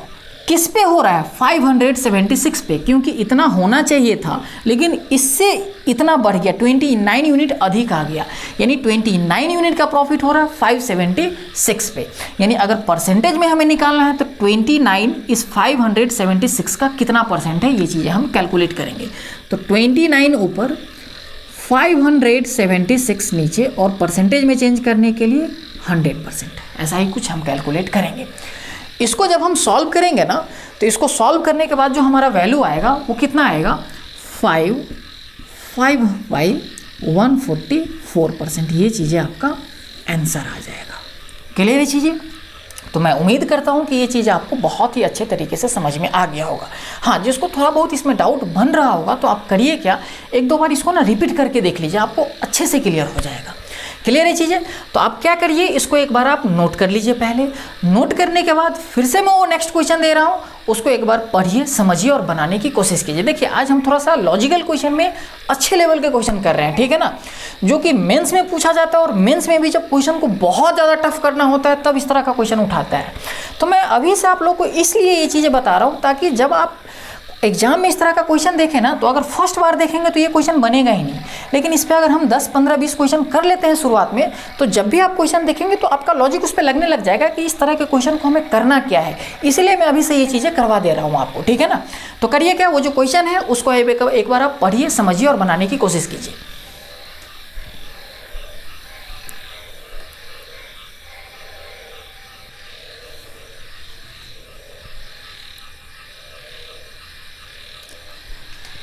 देखिए समझिए इस क्वेश्चन को। क्वेश्चन क्या बोल रहा है, बहुत अच्छा क्वेश्चन है। बोल रहा है कि कोई एक ट्रेन है जिसमें कुछ डब्बे लगे हुए हैं। बोला ये जा रहा है क्वेश्चन में कि उस ट्रेन में उतने ही डब्बे हैं जितने कि प्रत्येक डिब्बे में सीटें हैं। जैसे मान लीजिए एक डब्बा है, उसमें मान लेते हैं कि 50 सीट है, तो इसका मतलब उस ट्रेन में 50 डब्बा लगा हुआ है, क्योंकि जितना सीट है उतना ही डब्बा है। ऐसा क्वेश्चन बोल रहा है। 50 सीट नहीं है, वो मैंने एग्जाम्पल लेकर बताया आपको। हाँ, लेकिन क्वेश्चन ये बोल रहा है कि जितनी सीट है एक डब्बा में उतने ही टोटल डब्बा है उस ट्रेन में। क्लियर है ये चीज़ें? फिर आगे क्वेश्चन ये बोल रहा है कि एक डब्बा है जिसमें 15 पैसेंजर बैठा हुआ है, 15 व्यक्ति उसमें बैठा हुआ है, और वो डब्बा पूरा भरा हुआ नहीं है, उसमें कुछ सीट खाली भी है। तो बोला ये जा रहा है कि उसमें जितने भी पैसेंजर बैठे हुए हैं, 15 पैसेंजर बैठे हुए हैं, 15 पैसेंजर उसमें बैठा हुआ है, जो टोटल डब्बे में जितनी सीटें हैं उसका 55/9% के बराबर है। तो क्वेश्चन आपसे ये बोल रहा है कि आप ये बताइए कि उस ट्रेन में मैक्सिमम कितने पैसेंजर सफ़र कर सकता है, जबकि उस ट्रेन में हमेशा कितना सीटें खाली रहेगा, 22/9% सीट हमेशा खाली रहेगा। इस तरह से क्वेश्चन आपसे पूछ लिया है। तो देखिए कैसे सॉल्व करेंगे। इसमें मैंने ऑप्शन भी दे रखा है। ऑप्शन इसलिए दे रखा है क्योंकि मुझे ये देखना है इसमें कि डायरेक्ट भी बन सकता था, इसमें कैलकुलेशन नहीं करना पड़ता, इसलिए मैंने ऑप्शन लिख दिया है। बाकी आप डायरेक्ट वैसे भी कर सकते हैं कैलकुलेशन करके। समझिए यहाँ पे क्वेश्चन क्या है कि एक डब्बा है, उसमें 15 पैसेंजर बैठा हुआ है, और वो टोटल सीट का 55/9% के बराबर है। यानी जितना भी सीट है उसका 55/9% सीट भरा हुआ है। यानी अगर इसका मैं फ्रैक्शन वैल्यू निकालता हूँ तो वो कितना आ जाएगा, 5/9, ऐसा ही कुछ है। यानी 9 का अगर इतना परसेंट निकाला जाए तो कितना आ जाएगा, 5 यूनिट आ जाएगा कि नहीं आ जाएगा, आ जाएगा। यानी हम ऐसा बोल सकते हैं टोटल ट्रेन में 9 यूनिट सीट है, 9 यूनिट सीट है, तो उसका इतना परसेंट यानी 5 यूनिट सीट भरा हुआ है, यानी 5 यूनिट सीट पे पैसेंजर बैठा हुआ है। क्वेश्चन क्या बोल रहा है, कितने सीट भरा हुआ है, कितने पैसेंजर बैठा हुआ है, 15। यानी हमने यहाँ से निकाला तो हमने ये निकाला कि 5 यूनिट सीट भरा हुआ है। क्वेश्चन बोल रहा है कि 15 सीट भरा हुआ है, यानी 15 पैसेंजर बैठा हुआ है। तो 5 यूनिट का वैल्यू कितना, समझिएगा यहाँ पे 5 यूनिट का वैल्यू कितना हो जाएगा, 15। तो 1 यूनिट का वैल्यू कितना हो जाएगा, 3। तो 9 यूनिट का वैल्यू कितना हो जाएगा, 27। इस चीज़ों को आप एक बार समझिए। हमने 9 यूनिट को क्या माना था कि टोटल उस डब्बे में सीट होगा, यानी 9 यूनिट टोटल सीट है, और उस 9 यूनिट का वैल्यू कितना आ गया, 27 सीट, ऐसा ही आ गया। यानी एक डब्बे में 27 सीट है। तो इसका मतलब ये हो गया ट्रेन में टोटल 27 डब्बा होगा कि नहीं होगा। तो अगर ट्रेन में टोटल 27 डब्बा है तो टोटल कितना पैसेंजर ट्रैवल कर सकता है, समझिएगा यहाँ पे। अगर टोटल देखिए 27 डब्बा है और एक डब्बा में 27 सीट है, तो इतना ही पैसेंजर ट्रैवल करेगा। 27 × 27 इतना ही टोटल पैसेंजर, यानी टोटल सीट इतना ही होगा उस ट्रेन में कि नहीं होगा, यानी इतना ही टोटल पैसेंजर उस ट्रेन में सफ़र करेगा। अब इससे आगे क्या बोल रहा है कि देखिए ट्रेन में हमेशा कितना 2/9% सीट हमेशा खाली रहेगा। तो इसका अगर मैं परसेंटेज वैल्यू निकालता हूँ तो कितना बनेगा, 2/9 बनेगा। यही बनेगा। यानी 9 का अगर इतना परसेंट निकाला जाए तो कितना बन जाएगा, 2 यूनिट बन जाएगा। 9 का इतना परसेंट 2 यूनिट बन जाएगा। यानी कहने का मतलब ट्रेन में टोटल इतना सीट है, 9 यूनिट सीट अगर हम मान लेते हैं, यानी 9 यूनिट पैसेंजर अगर टोटल ट्रेन में सफ़र करता है तो उसका इतना परसेंट यानी 2 यूनिट पैसेंजर यानी 2 यूनिट सीट हमेशा खाली रहेगा। इतना सीट में कोई पैसेंजर ट्रैवल नहीं करेगा। तो ट्रैवल कितना करेगा, टोटल पैसेंजर कितना है वहाँ पे, यानी टोटल सीट कितना है ट्रेन में, तो आप कहेंगे 9 यूनिट। उसमें से 2 यूनिट हमेशा खाली रहेगा, तो भरा हुआ कितना रहेगा, 7 यूनिट भरा रहेगा। ठीक है ना। तो बोल रहा है कि मैक्सिमम कितना पैसेंजर सफ़र कर सकता है, यानी 7 यूनिट पैसेंजर सफ़र कर सकता है, और यहाँ से हमें 7 यूनिट का वैल्यू निकालना है। तो समझिए यहाँ पे हमने ये बोला है एक्चुअल में ट्रेन में कितना पैसेंजर सफ़र कर सकता है, यानी ट्रेन में कितना सीटें हैं, तो 27 × 27 समझिएगा।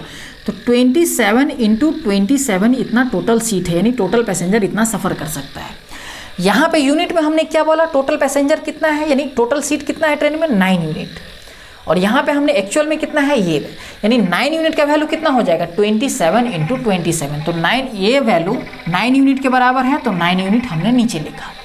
हमें निकालना कितना है यहाँ से, 2 यूनिट, तो उसमें ट्रैवल ही नहीं करेगा, तो ट्रैवल कितना करेगा, 7 यूनिट, यानी 7 यूनिट का वैल्यू हमें यहाँ पे निकालना है। इसको जब हम सॉल्व करेंगे तो देखिए 9 से काटेंगे तो 9 × 3 = 27। अब समझिए यहाँ पे या तो इसको सॉल्यूशन करके लिख दीजिए आप, या तो एक तरीका ये है कि यूनिट डिजिट पे भी हम काम कर सकते हैं। यूनिट डिजिट पे मैंने आपको बता रखा है सिंप्लीफिकेशन में। देखिए यहाँ पे 7 × 3 = 21, यानी यूनिट डिजिट यहाँ पे क्या बना, 1। 1 × 7 यूनिट डिजिट क्या बना, 7। यानी देखिए यहाँ पे जो ऑप्शन दिया हुआ है इसमें जो 4 ऑप्शन है उसमें सबका यूनिट डिजिट अलग अलग है, तो हम यूनिट डिजिट पे काम कर सकते हैं यहाँ पे। तो यूनिट डिजिट क्वेश्चन का क्या आंसर का क्या आ रहा है हमारा, 7, तो 7 इसी का आ रहा है, यानी इसका मतलब यही आंसर हो गया। या फिर एक तरीका और है यहाँ पे कि भाई ये जो बन जाएगा 567 बन जाएगा, 567। या तो हमने ये भी तो पढ़ा है, डिविजिबल रूल भी तो पढ़ा है। देखिए यहाँ पे इस 27 में ये 9 तो कट गया नीचे से, लेकिन ये 27 में 9 अवेलेबल है। इसका मतलब जो भी आंसर यहाँ पे बनेगा उसमें 9 आएगा। यहाँ पे 7 भी है, 7 भी नहीं कट रहा है, तो जो भी आंसर बनेगा यहाँ पे 7 भी होगा। यानी जो आपका आंसर बनेगा वो 9 से भी डिवाइड होगा और 7 से भी डिवाइड होगा। तो यहाँ पे एक बार अगर चेक कर लेते हैं तो 9 से डिवाइड करके चेक कर लेते हैं, तो देखिए 6 × 5 = 11, मतलब 2 और 7 9, 9 बन रहा है। इसका मतलब ये वैल्यू 9 से डिवाइड होगा। 5 और 4 9, बच गया 3, ये 9 से भाग नहीं होगा। 4 × 2 = 6, 3 9, ये भी 9 से भाग हो जाएगा। 7 2 9 और ये बच गया 6, ये भी 9 से भाग नहीं होगा, 9 से डिवाइड नहीं होगा। तो देखिए 2 ऑप्शन मैच कर जाता है, तो हमारा 7 भी तो है यहाँ पे, यानी जो ऑप्शन बनेगा वो 7 से भी डिवाइड होगा। तो देखिए ये चीज़ें 7 से डिवाइड हो जाएगा, लेकिन ये चीज़ें 7 से डिवाइड नहीं होगा, तो फिर से हमारा ये ऑप्शन बन जाएगा। नहीं तो फिर आप कैलकुलेशन करके यहाँ पे लिख दीजिए, कोई दिक्कत नहीं, इतना भी हार्ड कैलकुलेशन नहीं है, आप आराम से कैलकुलेशन करके भी लिख सकते हैं। तो अब देखिए ये चीज़ें मैंने समझाया, ये चीज़ें मैं उम्मीद कर रहा हूँ कि आपको अच्छे से समझ में आ गया होगा। अगर ये चीज़ें अब आपको समझ में आ गया है तो करिए क्या, एक मैं सिमिलर क्वेश्चन दे रहा हूँ, उसको अपने से आप बनाने की कोशिश कीजिए, फिर मैं आपको बताता हूँ।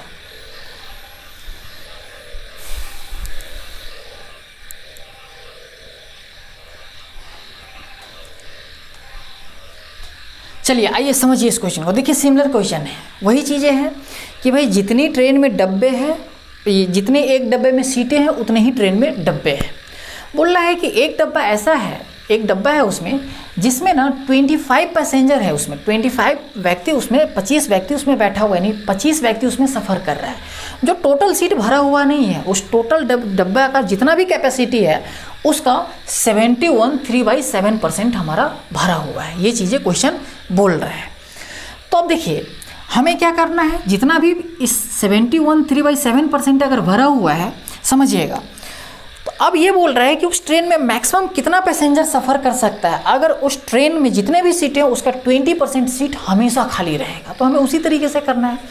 71 3/7% का फ्रैक्शन वैल्यू हमें निकाले हैं, कितने निकलेगा, 5/7, यानी उस डब्बे का जो टोटल सीट है वो 7 यूनिट होगा, तो उसका इतना परसेंट भरा हुआ है, 5 यूनिट भरा हुआ है, हमेशा 5 यूनिट उसमें व्यक्ति बैठा हुआ है। क्वेश्चन क्या बोल रहा है, कितना व्यक्ति बैठा हुआ है, तो 25 व्यक्ति, यानी 5 यूनिट का वैल्यू कितना, 25, तो 1 यूनिट का वैल्यू कितना, 5, तो 7 यूनिट का वैल्यू कितना, 35, यही बन जाएगा। यानी टोटल ट्रेन में 35 सीट, ये टोटल ट्रेन में नहीं, तो एक डब्बे में कितना सीट है, 35 सीट, यानी उसमें 35 व्यक्ति बैठ सकता है, लेकिन उसका इतना परसेंट यानी 5 यूनिट जो कि 25 के बराबर होता है, 5 यूनिट ये 25 के बराबर और 25 व्यक्ति उसमें बैठा हुआ है। अब समझिए एक डब्बा में कितना सीटें हैं, 35, तो टोटल सीट की अगर बात करें यानी टोटल पैसेंजर जो ट्रैवल करेगा वो कितना ट्रैवल करेगा, 35 डब्बे है और हर एक डब्बे में कितना सीट है, 35, यानी इतना ही पैसेंजर ट्रैवल करेगा, इतना ही सीट होगा ट्रेन में। क्लियर है चीज़ें। अब क्या बोल रहा है कि अगर ट्रेन में ये बोला जाता है कि कोई भी सीट खाली नहीं है तो कितना पैसेंजर ट्रैवल करेगा, तो डायरेक्ट हमारा यही आंसर बन जाता। लेकिन क्वेश्चन क्या बोल रहा है कि 20% सीट हमेशा खाली रहेगा। तो 20% का मतलब क्या है, या तो हम इसको ऐसे भी कर सकते हैं कि ये वैल्यू 100% के बराबर है तो 100% नीचे, ऐसे 35 इंटू 35, ये 100% के बराबर है तो 100% हमने नीचे लिखा। 20% सीट खाली यानी 80% ही पैसेंजर ट्रैवल करेगा, तो 80% यहाँ पे, और इसको हम सॉल्व करके आराम से आंसर लिख देते हैं यहाँ पे। एक तरीका क्या है जो हमने पिछले क्वेश्चन में किया था कि 20% सीट हमेशा खाली रहेगा, इसका मतलब क्या, 1/5, 20% मतलब 1/5, टोटल अगर 5 का अगर 20% निकाला जाए तो कितना निकलेगा, 1 यूनिट निकलेगा। हम ऐसा अगर बोल दें आपको कि टोटल ट्रेन में जो सीट है वो 5 यूनिट के बराबर है तो उसका 20% यानी 1 यूनिट हमेशा खाली रहेगा, तो भरा हुआ कितना रहेगा, 4 यूनिट ही तो रहेगा। तो क्वेश्चन क्या बोल रहा है कि टोटल सीट कितना है यहाँ पे, 35 इंटू 35, हमने यहाँ पे कितना बोला, 5 यूनिट, टोटल पैसेंजर 5 यूनिट ही ट्रैवल करेगा, तो 35 इंटू 35, ये 5 यूनिट के बराबर है तो 5 यूनिट नीचे, हमें निकालना कितना है, 4 यूनिट पैसेंजर ट्रैवल करेगा, यानी टोटल सीट जो भरा हुआ रहेगा 4 यूनिट, तो 4 यूनिट का वैल्यू निकालना है, वो चीज़ें हमें यहाँ पे लिखना है। देखिए यहाँ पे इसको भी मैं काट कर लिखता हूँ तो 5, इसको भी काट कर लिखता हूँ तो 4, वही चीज़ें आ गई हमारा। तो अगर क्वेश्चन में ऑप्शन होता तो हम क्या करते, 5 से इसको करते तो 5 7 35, ऐसा ही कुछ बनेगा। जो भी हमारा आंसर आएगा उसमें 7 आएगा ही, 7 प्रेजेंट ही होगा, नहीं 7 का डिविजिबल बनेगा, क्योंकि 7 यहाँ पे भी है, 7 यहाँ पे भी है, हमारा इस तरह से बन जाएगा।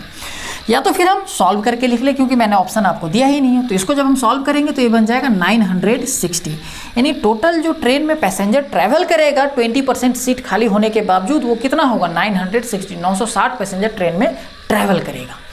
तो मैं उम्मीद कर रहा हूँ कि ये क्वेश्चन आपको बहुत ही अच्छे तरीके से समझ में आ गया होगा। अगर ये चीज़ें समझ में आ गया तो आप करिए क्या, फिर से वो नेक्स्ट क्वेश्चन दिख रहा है उसको एक बार आप अच्छे से पढ़िए, समझिए और बनाने की कोशिश कीजिए।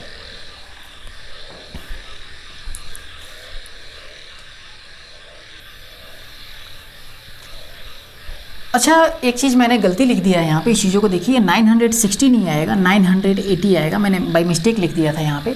ये चीज़ों को आप लोग सुधार कर लीजिएगा, ये जो सॉल्व करेंगे ना, कैलकुलेशन करेंगे तो ये 980 आ जाएगा, 980 आ जाएगा। क्लियर है चीज़ें।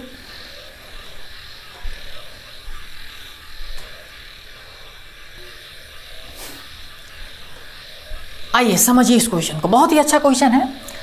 देखिए क्वेश्चन क्या बोल रहा है कि कोई एक मजदूर है जो कि एक सप्ताह में 60 घंटे 60 आवर वर्क करता है और इसके लिए उसको 2400 यानी 2400 रुपया मिलता है एक सप्ताह में 60 घंटे काम करने का। फिर इससे आगे क्वेश्चन ये बोल रहा है कि यदि उसके 1 घंटे में जो भी इनकम आता है उसमें 40% इंक्रीज कर दिया जाता है और जितना घंटे वो काम करता था पहले उसमें 16/3% का डिक्रीज कर दिया जा रहा है। तो बोल रहा है जो इसके इनकम में जो इफेक्ट आएगा वो कितने % का चेंजिंग आएगा, वो चीज़ें आपसे पूछ रहा है। तो देखिए यहाँ पे फाइनल आंसर किस चीज़ में पूछ रहा है, परसेंटेज में। या तो हम एक्चुअल डेटा पे काम कर ले या फिर हम यूनिट पे काम कर ले, दोनों से आंसर सेम आएगा। तो यह भी मैं आपको यहाँ पे दोनों तरीके से समझा देता हूँ, समझिएगा आराम से। हमें क्या करना है यहाँ पे समझिएगा। हमने निकाला कि उसको एक दिन में कितना वेजेज मिलता है, कितना उसको पैसे मिलता है, ठीक है ना, और वो कितना घंटा काम करता है, ये चीज़ है, समझिएगा। सॉरी, एक दिन में नहीं, यहाँ पे ना 1 घंटा में उसको कितना पैसे मिलता है 1 घंटे काम करने का, तभी हम उसको उतने 40% से बढ़ाएंगे। और टोटल कितना घंटा काम करता है, ठीक है ना, उसमें हम 16/3% से हम डिक्रीज करेंगे। इसलिए हमने 1 घंटा का यहाँ पे मजदूरी निकाला है, उसको पैसे निकाला और टोटल टाइम निकाला है, ये चीज़ें हमें देखना है। देखिए आप समझिएगा, यहाँ पे 2400 रुपया मिलता है उसको काम करने का, कितने घंटे का, 60 घंटे का, 60 आवर्स का। 60 आवर्स का 2400 मिलता है, तो 1 आवर का निकालना है तो कैसे निकालेंगे, 2400 इन 2400 डिवाइडेड बाई 60, इसको सॉल्व करेंगे तो 6 चौक 24, 6 चौक 24 यानी 40 रुपया उसको 1 घंटे का मिलता है। ऐसा ही कुछ मिलता है। अगर 40 रुपया उसको 1 घंटे का मिलता है तो मैं लिख देता हूँ कि वेजेज है पर आवर का कितना 40 रुपीज, और टोटल उसको कितने घंटे काम करना पड़ता है एक सप्ताह में, तो आप कहेंगे 60 आवर, 60 घंटे काम करना पड़ता है। तभी उसको 1 घंटे में 40 रुपया मिलता है, 60 घंटे काम करता है। तो इसी दोनों को मल्टीप्लाई करने के बाद हमारा आ जाता है 2400 रुपया यहाँ पे आ रहा था। यही चीज़ आ रहा था। फिर बोल रहा है कि 1 घंटे का जितना भी उसका पहले पैसा मिलता था उसमें 40% इंक्रीज हो जाता है। तो इसका 40% निकालेंगे तो कितना 10% 4, तो 40% कितना है इसका 4 टाइम्स यानी 16 से ये चीज़ें इंक्रीज हो जाएगा तो कितना बन जाएगा 56। ऐसा ही बनेगा। ये 6 जो जितना घंटे पहले काम करता था उसमें 16/3% डिक्रीज हो जाता है, यानी वर्किंग आवर 16/3% डिक्रीज हो जाता है। तो इसका 16/3% डिक्रीज होगा तो उसका फ्रैक्शन वैल्यू में निकालता हूँ, क्योंकि इसका 16/3% डायरेक्ट नहीं निकलेगा आपसे। तो 16/3% का फ्रैक्शन वैल्यू कितना होगा, तो आप कहेंगे सर 1/6, अगर आप लोग को याद होगा तब। यानी टोटल अगर 6 है तो उसका 16/3% कितने के बराबर 1 यूनिट के बराबर। हम यहाँ पे ऐसे बोले कि टोटल 6 यूनिट आवर काम करता था तो उसका 16/3% कम हो जाएगा, यानी 1 यूनिट आवर कम हो जाएगा। टोटल यहाँ पे कितना है 60 आवर्स, यहाँ पे टोटल कितना है 6 यूनिट, यानी 6 यूनिट का वैल्यू 60 आवर्स। तो 1 यूनिट का वैल्यू कितना 10 आवर्स, यानी 10 घंटे काम वो आप कम करेगा। तो पहले 60 घंटे काम करता था तो अब कितना करेगा 50 घंटे काम करेगा। ऐसा ही कुछ होगा। अब हमें क्या करना है, इस दोनों को मल्टीप्लाई करके लिख देना है। 1 घंटे में इतना पैसा मिलता है और इतने घंटे काम करता है तो टोटल पैसे कितना करेगा, टोटल पैसे कितना मिलेगा, इस दोनों को मल्टीप्लाई करके यहाँ पे लिखेंगे। तो देखिए 0 तो हो जाएगा, 6 5 30 बन जाएगा, और 5 25 3 28, यहाँ पे 2800 आ जाता है। मैं इस चीज़ों को एक बार अब मिटा देता हूँ यहाँ पे, समझिएगा। तो पहले जो इसका इनकम होता था एक सप्ताह का कितना होता था 2400 रुपया, अब कितना होता 2800 रुपया। कितने का चेंजिंग आ गया भाई, तो आप कहोगे 400 रुपया उसको अधिक मिलने लग गया। लेकिन क्वेश्चन 400 रुपये में नहीं पूछा है, क्वेश्चन पूछ रहा है कि कितने % इंक्रीज हो गया। तो यहाँ पे वैल्यू में 400 इंक्रीज हुआ, किस पे 2400 पे। 400 का वृद्धि हुआ 2400 पे। तो परसेंटेज में अगर निकालना है तो 400 ऊपर 2400 क्या करना पड़ेगा नीचे, और परसेंटेज में चेंज करने के लिए 100 से मल्टीप्लाई कर देते हैं। ये 2 0 से 2 0 4 से काटेंगे तो 4 6 24, यानी 1/6 इंटू 100%। 1/6 कितना % होता है, तो आप कहेंगे 16/3%, यानी जो उसका इनकम है 16/3% से इंक्रीज कर गया। तो ये चीज़ आ गया होगा समझ में आपको। देखिए यही चीज़ें हमसे क्वेश्चन पूछ रहा था कि उसका जो इनकम था कितने % से इंक्रीज कर जा रहा था। क्लियर है चीज़ें। तो आप करिए क्या, इसको एक बार आप नोट कर लीजिए, फिर मैं यूनिट पे आपको काम करके दिखा देता हूँ, इससे भी आसान बन जाएगा वो चीज़ें। तो एक बार आप इसको पहले नोट करिए।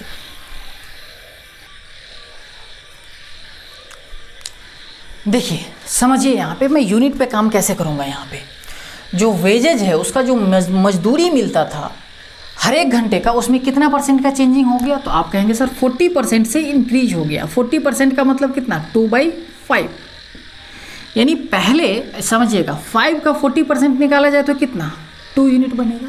यानी शुरुआत में अगर उसका जो 1 घंटे का वेजेज बनता था, मजदूरी बनता था, अगर वो 5 यूनिट रहा होगा तो उसका 40% 40% से बढ़ जाता है, यानी 2 से बढ़ जाता है तो अब कितना बन जाएगा 7 यूनिट बन जाएगा। तो पहले वेजेज था 5 यूनिट 1 घंटे का मजदूरी, अब कितना बन जाएगा ये 7 यूनिट बन जाएगा। ठीक। जो वर्किंग आवर था वो 16/3% से डिक्रीज कर जाता है। तो 16/3% का फ्रैक्शन वैल्यू कितना होगा, तो आप कहेंगे सर 1/6 होगा, यानी 6 का 16/3% निकाला जाए तो वो 1 यूनिट के बराबर होगा। यानी शुरुआत में वो 6 यूनिट आवर काम करता होगा तो इतने % से घट जाएगा, यानी 1 से घट जाएगा तो कितना 5 यूनिट ही काम करेगा। तो शुरुआत में इतना यूनिट काम करता था, इतना यूनिट आवर में है, अब 1 यूनिट से कम हो गया तो 5 यूनिट हो गया। तो देखिए 1 घंटा में 5 यूनिट वेजेज मिलता है, और कितना घंटा काम करता है 6 यूनिट में है, ये आवर में नहीं समझ लेना है चीज़ों को, 6 यूनिट आवर काम करता है। तो 1 घंटा में इतना वेजेज मिलता है, तो इतने घंटे में कितना मिलेगा, दोनों को मल्टीप्लाई करेंगे 6 5 30। फिर यहाँ पे 1 घंटे में इतना मिलता है और इतने घंटे काम करता है तो कितना मिल जाएगा 7 5 35। क्लियर है ये चीज़ें। यानी पहले जो उसका इनकम था वो 30 यूनिट था, अब इनकम कितना हो गया 35 यूनिट। तो कितना हो जाएगा, कितने से भर गया, 5 यूनिट का। परसेंटेज में चेंज करना है तो क्या करेंगे, 5 का वृद्धि होगा किस पे, 30 पे, तो 5 ऊपर 30 नीचे, और परसेंटेज में चेंज करने के लिए 100 से मल्टीप्लाई कर देंगे, यही चीज़ होगा। 5 से काटेंगे, 5 6 के 30, देखिए 1/6 इंटू का 100%, यही चीज़ आ गया। इस चीज़ों को सॉल्व करते हैं तो 16 2/3% इंक्रीज कर जाता है उसका इनकम। तो हम पहले भी जो एक्चुअल वैल्यू पे काम कर रहे थे तब भी इतना ही आ रहा था, यूनिट पे काम कर दिए तब भी इतना ही आ रहा है, क्योंकि जो आंसर है हमारा परसेंटेज में लास्ट में पूछा हुआ है, तो हम कुछ भी डेटा लेकर काम कर सकते हैं इस पर। तो चलिए, ये चीज़ें मैं उम्मीद कर रहा हूँ कि आपको बहुत ही अच्छे तरीके से समझ में आ गया होगा। अगर ये चीज़ें समझ में आ गया है तो आप करिए क्या, वो नेक्स्ट क्वेश्चन आपको दिख रहा है, उस नेक्स्ट क्वेश्चन को आप करिए पहले।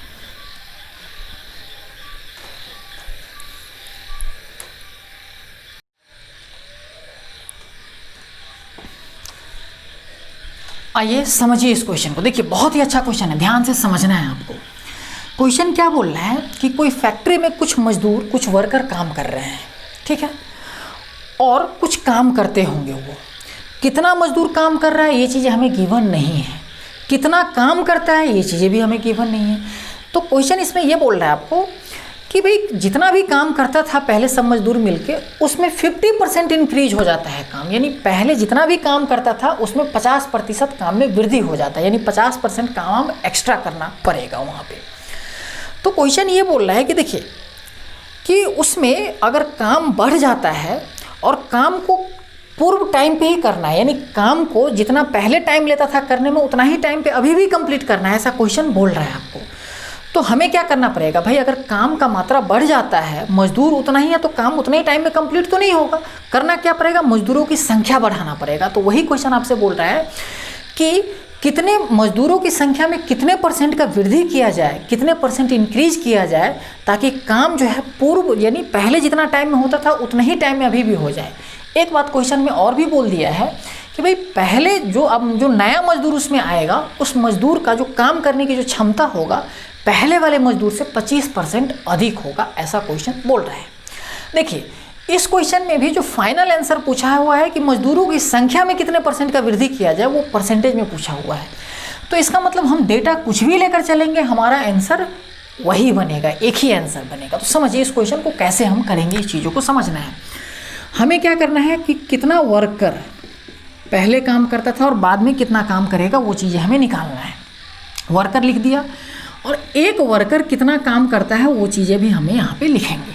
तो समझिए, पहले जितना भी काम करता था एक वर्कर, यानी एक वर्कर एक मजदूर जितना भी काम करता था, ठीक है ना, अब जो नया मजदूर आया है तो पहले जितना एक वर्कर काम करता था उससे 25% अधिक काम करेगा। समझिएगा, 25% अधिक काम करेगा। तो 25% का मतलब 1/4, 4 का 25% कितना, 1।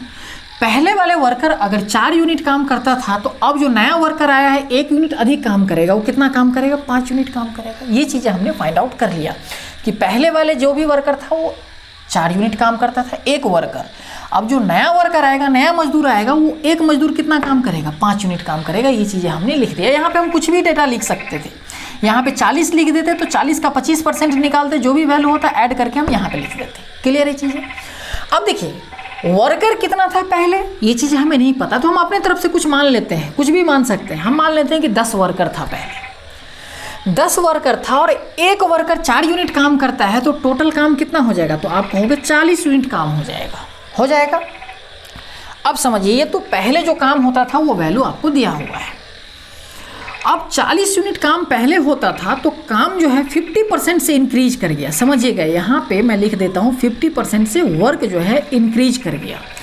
तो इसका 50% अगर निकाला जाए तो कितना बन जाएगा, 20, यानी 20 से इंक्रीज कर जाएगा। तो अब काम फैक्ट्री में कितना करना पड़ेगा, 60 यूनिट काम करना पड़ेगा, और काम उतना ही टाइम में कंप्लीट करना है। तो ये जो 10 मजदूर है, हर एक मजदूर 4 यूनिट काम करेगा, तो 40 यूनिट ही काम कंप्लीट हो पाएगा उतना ही टाइम में। तो काम बच हमारे पास कितना जाएगा, 20 यूनिट काम बच जाएगा कि नहीं। मैं यहाँ पे लिख देता हूँ ये 20 यूनिट काम बच जाएगा कि नहीं, क्योंकि 10 मजदूर 4 यूनिट काम करता है हर एक मजदूर, तो 40 यूनिट काम तो हो जाएगा उतना टाइम में, लेकिन 20 यूनिट काम हमारा बच जाएगा, क्योंकि 60 यूनिट काम करना है। तो ये जो 20 यूनिट काम बच गया, इसको कौन करेगा, इसके लिए नया मजदूर को लाना पड़ेगा, तब उतना ही टाइम में कंप्लीट हो जाएगा काम। तो 20 यूनिट जो काम बच गया है उसको नया मजदूर करेगा, और नया जो मजदूर आएगा वो पहले वाले से अधिक काम कर रहा है, यानी पहले वाले एक मजदूर 4 यूनिट काम करता था, तो नया मजदूर कितना काम करेगा, 5 यूनिट काम करेगा। तो आप मुझे एक बात बताइए, 20 यूनिट काम करना है और एक मजदूर कितना काम करता है भाई, 5 यूनिट काम करता है, तो कितने मजदूर की ज़रूरत पड़ेगी, तो 20 यूनिट काम है, 5 यूनिट एक मजदूर काम करता है, तो 4 यूनिट मजदूर की, यानी इतना मजदूर अब एक्स्ट्रा लाना पड़ेगा, इतना मजदूर काम को कंप्लीट करेगा। तो पहले काम कितना मजदूर करता था, 10 मजदूर, अब 4 यूनिट, यानी 4 यूनिट में नहीं है, हमने इसको 10 ही मानकर चला था कि 10 वर्कर ही काम कर रहा है, यानी 10 मजदूर ही काम कर रहा है, ठीक है ना। तो हमें मजदूर की संख्या कितना बढ़ गया, 4 मजदूर हमें बढ़ाना पड़ गया, क्योंकि हर एक, अगर 20 यूनिट काम बचा हुआ है, एक मजदूर 5 यूनिट काम करता है, तो कितने मजदूर की ज़रूरत पड़ेगी, 20/5, यानी 4 मजदूर एक्स्ट्रा लाना पड़ेगा। तो पहले मजदूर था यानी वर्कर था 10, अब 4 से बढ़ गया, तो अब वर्कर कितना हो गया, 14 हो गया। तो 14 वर्कर जो हो गया तो बढ़ा कितना, 4 वर्कर बढ़ा, किस पे, 10 पे। तो 4 ऊपर परसेंटेज में चेंज करना है और 10 नीचे, और परसेंटेज में चेंज करने के लिए 100 से मल्टीप्लाई कर देंगे, यही होगा। इसको जब सॉल्व करेंगे तो ये कितना बन जाएगा, 40%, यानी जो वर्कर की जो संख्या है उसमें कितने परसेंट का चेंजिंग करना पड़ रहा है, कितने परसेंट बढ़ाना पड़ रहा है, 40% आपको वर्कर बढ़ाना पड़ रहा है। क्लियर है चीज़ें, यही चीज़ें हमसे क्वेश्चन पूछ रहा था, इसी चीज़ों को हमने निकाल दिया। तो मैं उम्मीद कर रहा हूँ कि ये चीज़ें भी आपको बहुत ही अच्छे तरीके से समझ में आ गया होगा। देखिए इसमें थोड़ा बहुत अगर डाउट बन रहा होगा किसी को, तो इस चीज़ों को 1-2 बार आप रिपीट करके देख लीजिएगा, आपको अच्छे से समझ में आ जाएगा। अगर फिर भी कोई डाउट बन जाता है तो कमेंट कर दीजिएगा आप नीचे कि सर मुझे यहाँ पे ये डाउट बन रहा है, इसको एक बार फिर से आप समझा दीजिए। लेकिन मुझे नहीं लगता है कि ऐसा कुछ बनेगा, डाउट बनेगा, क्योंकि मैं यहाँ पे एक एक चीज़ों को ब्रेक करके बता रहा हूँ। क्लियर है, तो चलिए इसको एक बार आप नोट कर लीजिए। नोट करने के बाद करना क्या है आपको, वो फिर से एक क्वेश्चन दिख रहा है उसको एक बार आप ट्राई कीजिए पहले।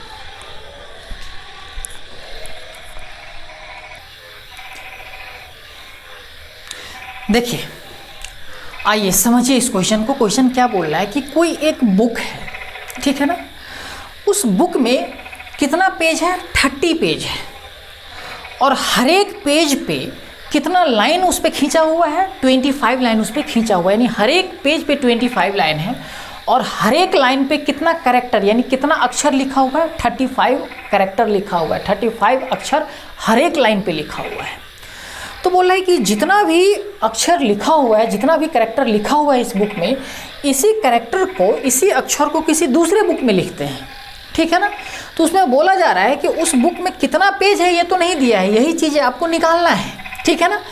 अब वो बोल रहा है कि हर एक पेज पे 30 लाइन है, 30 लाइन हर एक पेज पे दिया हुआ है, और हर एक लाइन पे 28 कैरेक्टर यानी 28 अक्षर उस हर एक लाइन पे लिखाएगा।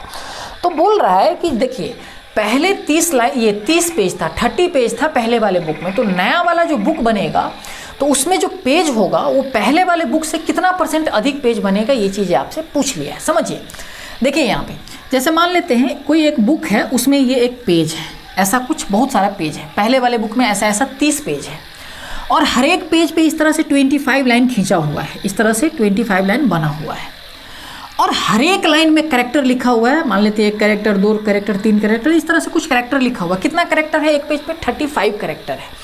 इस तरह से टोटल 35 कैरेक्टर एक लाइन पे है, तो एक पेज पे 25 लाइन है, तो 25 लाइन पे टोटल कैरेक्टर कितना होगा, टोटल कैरेक्टर एक पेज पे कितना हुआ वो चीज़ें हम निकाल लेंगे, और वहाँ से टोटल कितना पेज है, 30 पेज है, तो 30 पेज पे कितना कैरेक्टर होगा हम वो चीज़ें निकाल सकते हैं, और इसी कैरेक्टर को हम दूसरे बुक में लिखेंगे। तो देखिए हम करेंगे कैसे क्वेश्चन को, इस चीज़ों को एक बार आप समझिएगा।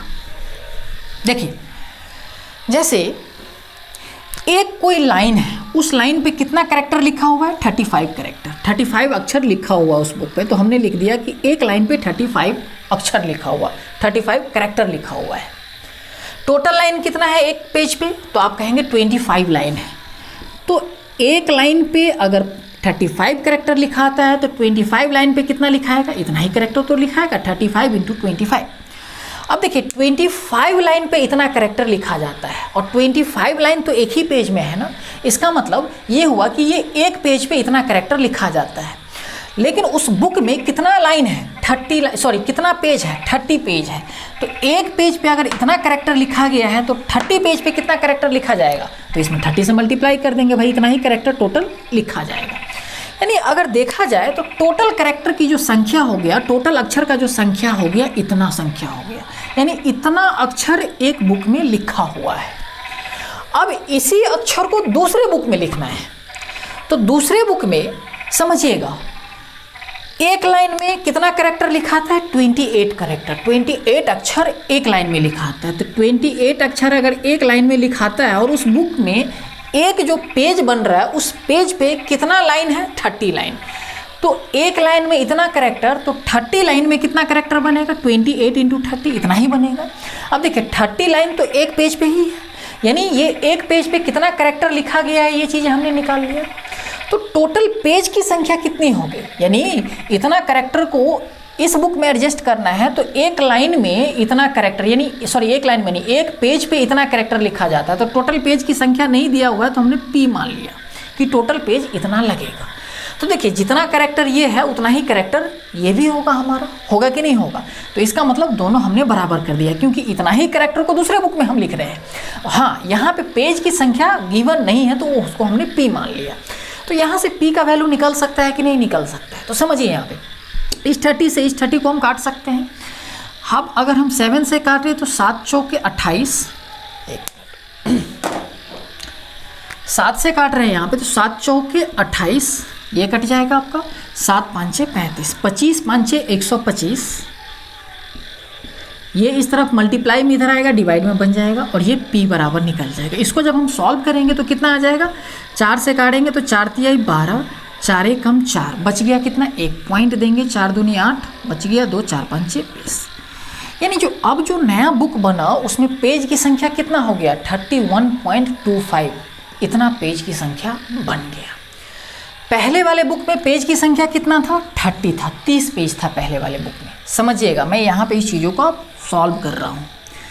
पहले वाले बुक में पेज की संख्या था 30, अब जो बुक बना है उसमें पेज की संख्या कितना हो गया, 31.25, यानी पेज की संख्या में कितना का वृद्धि हुआ, तो आप सीधा सीधा कह देंगे 1.25 का इंक्रीज हुआ। परसेंटेज में अगर चेंज करना होगा तो हम यही निकालेंगे कि भाई इतना का इंक्रीमेंट हुआ किस पे, 30 पे, तो ये वैल्यू इस 30 का कितना परसेंट है। लेकिन समझिए यहाँ पे एक गलती कर रहे हैं हम। गलती क्या कर रहे हैं कि किसी भी बुक में 1.5 पेज नहीं हो सकता है, 1 पेज होगा, 1.5 पेज नहीं हो सकता है, 1.25 पेज नहीं हो सकता है, 2.5 पेज नहीं हो सकता है, 3.5 पेज नहीं हो सकता है। एग्जैक्ट पेज होगा उसमें, या तो 1 पेज होगा, या तो 2 पेज होगा, 3 पेज होगा, ऐसा जो भी पेज होगा एग्जैक्ट पेज होगा। हाँ, ये जरूर हो सकता है कि उस पेज पे जो कैरेक्टर है ना आधी ही पेज में लिखा हो, ऐसा जरूर होगा, लेकिन 1.5 पौने 2 पेज ऐसे नहीं हो सकता है।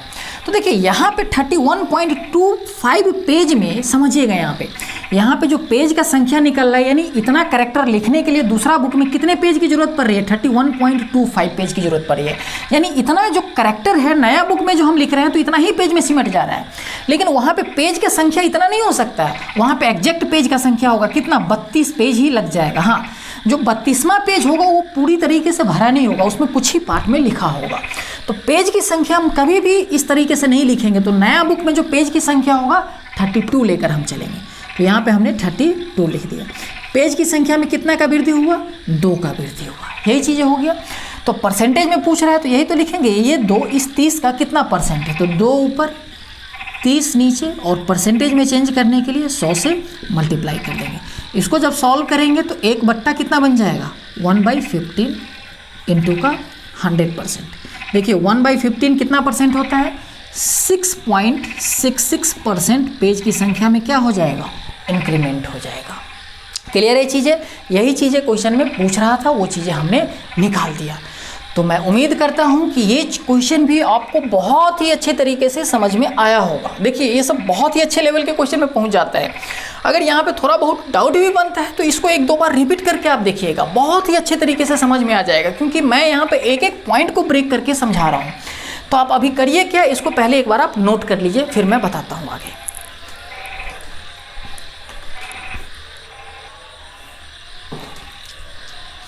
अब आइए देखिए, मैं 1-2 चीज़ों पे यहाँ पे डिस्कशन कर रहा हूँ, ठीक है ना।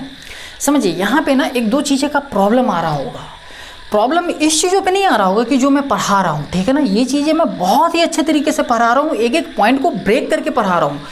जो आज हमने क्वेश्चन किया बहुत ही अच्छे लेवल का क्वेश्चन किया और बहुत ही अच्छे तरीके से मैं बताया हूँ, और मुझे उम्मीद भी है कि आप लोग को बहुत ही अच्छे तरीके से समझ में भी आ रहा होगा। देखिए यहाँ पे प्रॉब्लम क्या है कि कुछ बाहर से नॉइस भी आ रहा होगा मेरे आवाज़ के साथ ही, जैसे मैं बोलना बंद कर देता हूँ तो बाहर से कुछ वैसा आवाज़ आ रहा होगा, ठीक है ना। तो इस चीज़ों को थोड़ा सा आप लोग को एडजस्ट करना पड़ेगा, थोड़ा बहुत एडजस्ट करिएगा, ठीक है ना। एक प्रॉब्लम और भी क्या आ रहा होगा कि देखिए फेस पे लाइट क्लियर नहीं हो पा रहा होगा, हाँ, लेकिन बोर्ड पे एग्जैक्ट लाइट क्लियर है, यहाँ पे कोई दिक्कत नहीं हो रहा, तो इस लाइट से भी कोई उतना मतलब नहीं है। इस चीज़ों को भी इग्नोर करके चलना है आपको। मेन आपको मतलब क्या रखना है कि जो मैं यहाँ पे पढ़ा रहा हूँ वो चीज़ें आप लोगों को अच्छे तरीके से क्लियर हो रहा है या नहीं, ये चीज़ें बहुत ही अच्छे तरीके से क्लियर हो रहा है। मैं आपको यहाँ पे एक एक पॉइंट क्लियर करके बता रहा हूँ, कहीं पे भी कोई भी डाउट नहीं रहने दे रहा हूँ। हाँ, इसके अलावा भी कोई डाउट बन जाता है तो आप रिपीट करके देखिए, फिर भी अगर डाउट नहीं क्लियर होता है तो करना क्या है, कमेंट करना है कि सर यहाँ पे मुझे ये चीज़ों में डाउट रह रहा है, मैं फिर से उस चीज़ों को अच्छे तरीके से समझा दूंगा।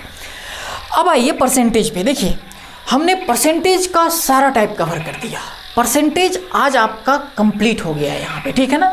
हाँ, मैंने इसका एक टाइप मैंने छोड़ दिया, वो टाइप मैंने कौन सा छोड़ा है और क्यों छोड़ा है मैं वो चीज़ें मैं बता रहा हूँ। वेन डायग्राम का एक टाइप बनता है परसेंटेज में, वो चीज़ें मैं अभी छोड़कर चल रहा हूँ। ऐसा मैं इसलिए कर रहा हूँ क्योंकि वेन डायग्राम में ना सर्कल सब बहुत बनाकर करना पड़ता है क्वेश्चन को, तो मैं इसलिए उसको छोड़कर चल रहा हूँ क्योंकि मैं आगे उस चीज़ों को डिजिटल बोर्ड पे पढ़ा दूंगा, तो वहाँ पे बहुत ही अच्छे तरीके से आप लोग को वहाँ पे ये चीज़ें क्लियर हो जाएगा, ठीक है ना।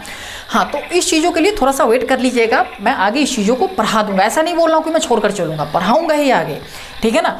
हाँ, अभी जितना भी परसेंटेज में लगभग सारे टाइप हमने कवर कर दिया है, तो आप लोग को करिए क्या, परसेंटेज आप लोग का कंप्लीट हो गया। अब आप लोग प्रैक्टिस करना शुरू कर दिए, जहाँ से भी प्रैक्टिस कर सकते हैं। इसका अब मैं आप लोग को कुछ दिन बाद PDF भी प्रोवाइड कर दूंगा कि आप लोग को प्रैक्टिस किस हिसाब से करना है, कैसे करना है। तो इस चीज़ों का मैं प्रैक्टिस के लिए एग्ज़ाम में जितना भी क्वेश्चन पूछे हुआ है परसेंटेज में, कोई भी एग्जाम हो, चाहे SSC, बैंकिंग, रेलवे, कोई भी एग्जाम हो, सबका मैं PDF आप लोग को प्रोवाइड कर दूंगा। हाँ, थोड़ा वेट करना पड़ जाएगा इसके लिए। तो आज हम आपका परसेंटेज कंप्लीट कर दिए हैं, ठीक है। कुछ दिन बाद आपको PDF भी मिल जाएगा प्रैक्टिस के लिए। अब आइए इसके बाद जो हम अगला क्लास हमारा स्टार्ट होगा, वो हमारा अगला क्लास होगा प्रॉफिट एंड लॉस का। तो प्रॉफिट एंड लॉस में हमारा परसेंटेज का बहुत बड़ा यूज होता है, क्योंकि परसेंटेज का ही मतलब ना आगे का जो टॉपिक होता है, रिलेटेड टॉपिक होता है, वो प्रॉफिट एंड लॉस होता है। तो इस चीज़ों का एक बार आप थोड़ा सा परसेंटेज का अच्छे से रिवीजन भी कर लीजिएगा, ताकि आप लोग का प्रॉफिट एंड लॉस में कोई दिक्कत ना हो, ठीक है ना। लाभ और हानि हम पढ़ाएंगे अगला क्लास, उसमें कोई दिक्कत ना हो। जब हम प्रॉफिट एंड लॉस से स्टार्ट करेंगे तो वहाँ पे भी देखिएगा मैं बिल्कुल बेसिक से स्टार्ट करूँगा, ताकि किसी भी स्टूडेंट को कोई प्रॉब्लम ही नहीं आएगा, ठीक है ना। तो चलिए आज हम क्लास इतना ही रखते हैं, फिर हम मिलते हैं अब आप लोग को नेक्स्ट वीडियो में।